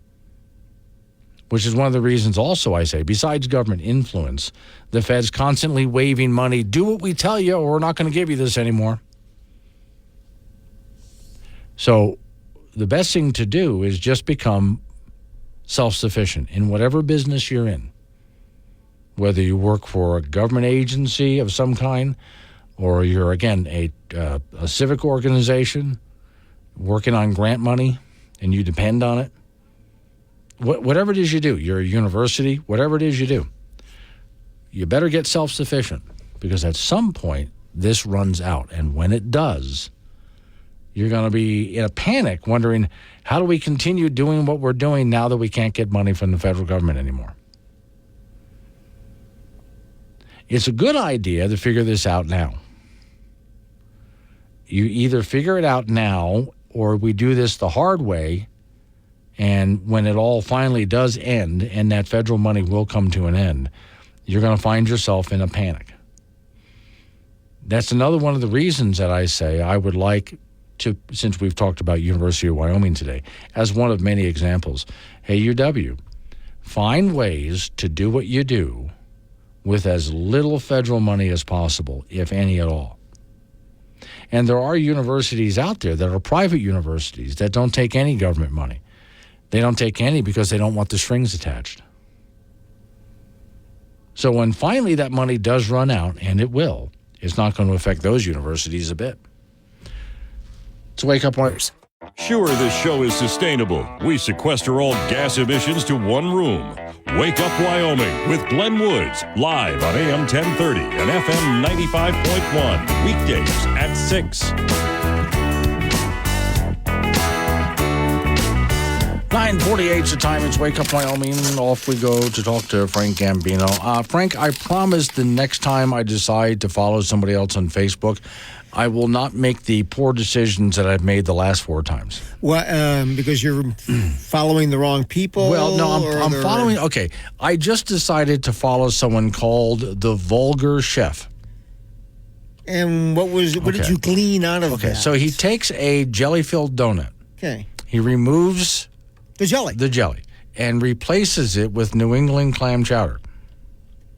Well, okay. I mean, well, somebody's going to be really surprised when they bite into that. Yeah. Yeah. Okay. So. Chowder. Yes, that's okay. Here's one where imagine you pick up a Reese's peanut butter cup. Yeah. But in the middle, instead of peanut butter, it's bologna. Jelly. It's bologna. Well, no, that's vulgar. Yeah. See. That is very vulgar. He has all sorts of recipes like this. So he hasn't made any of this? No, he does. Oh, okay. He shows on his Facebook page the recipes that he makes for all of this kind of stuff. Does he have a job?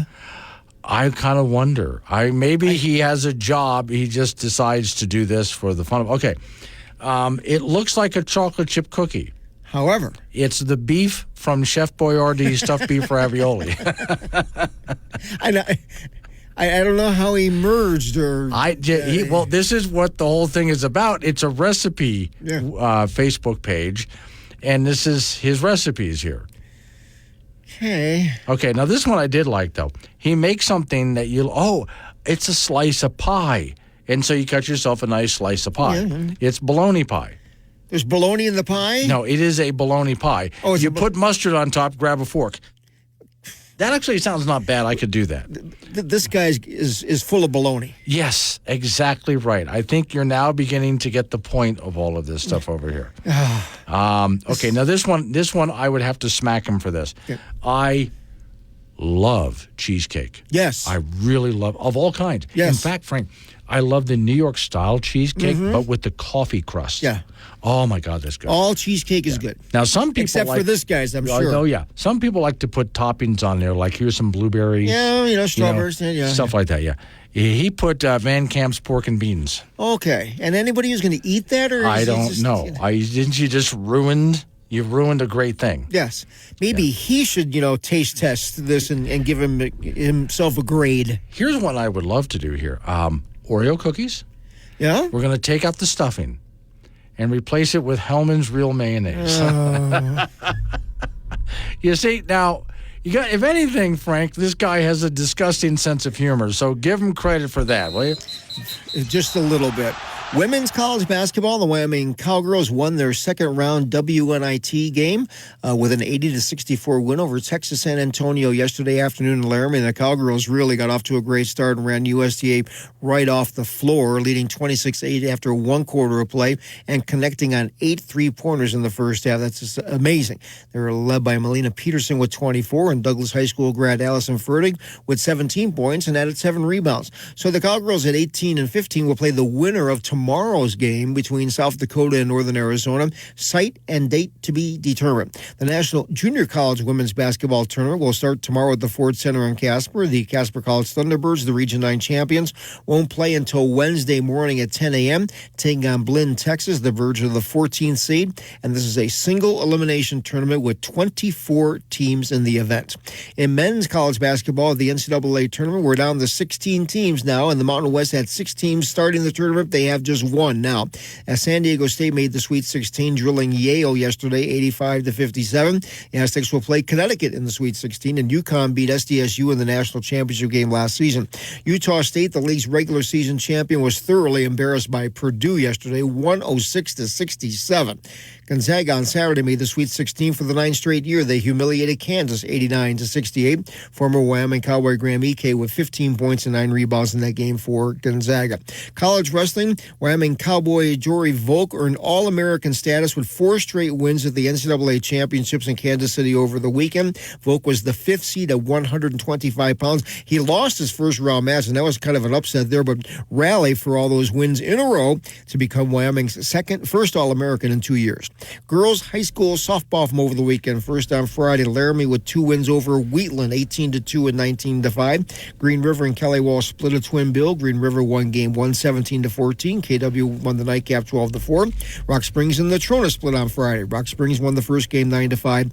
NC took the second game 11-0. Thunder Basin swept Cheyenne Central 17-5 and 16-6. Cheyenne East swept Campbell County 11-10 and 9-5. Then on Saturday, East and Thunder Basin split. East won game 1, 17-8. Thunder Basin won game 2, 17-9. Campbell County beat Central twice, 10-2 and 12-7. Natrona swept Green River 17-7 and 18-2. And Rock Springs swept Kelly Walsh 13-9 and 8-5. So to make myself feel smarter, I went and joined a physics Facebook page that I can learn a little bit. Do you even understand the basics? Oh, no, I do. Oh, no, I love science sites, so there I feel smarter now. Now, here's what you do, Frank. This is fun. Go get yourself some vanilla ice cream. Vanilla ice cream? Okay. Put that in a Hellmann's mayonnaise jar.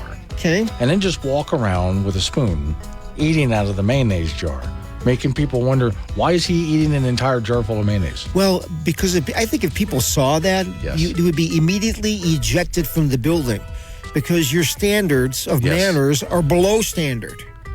I think it'd be fun. Kinda. Yeah, just wake up Wyoming.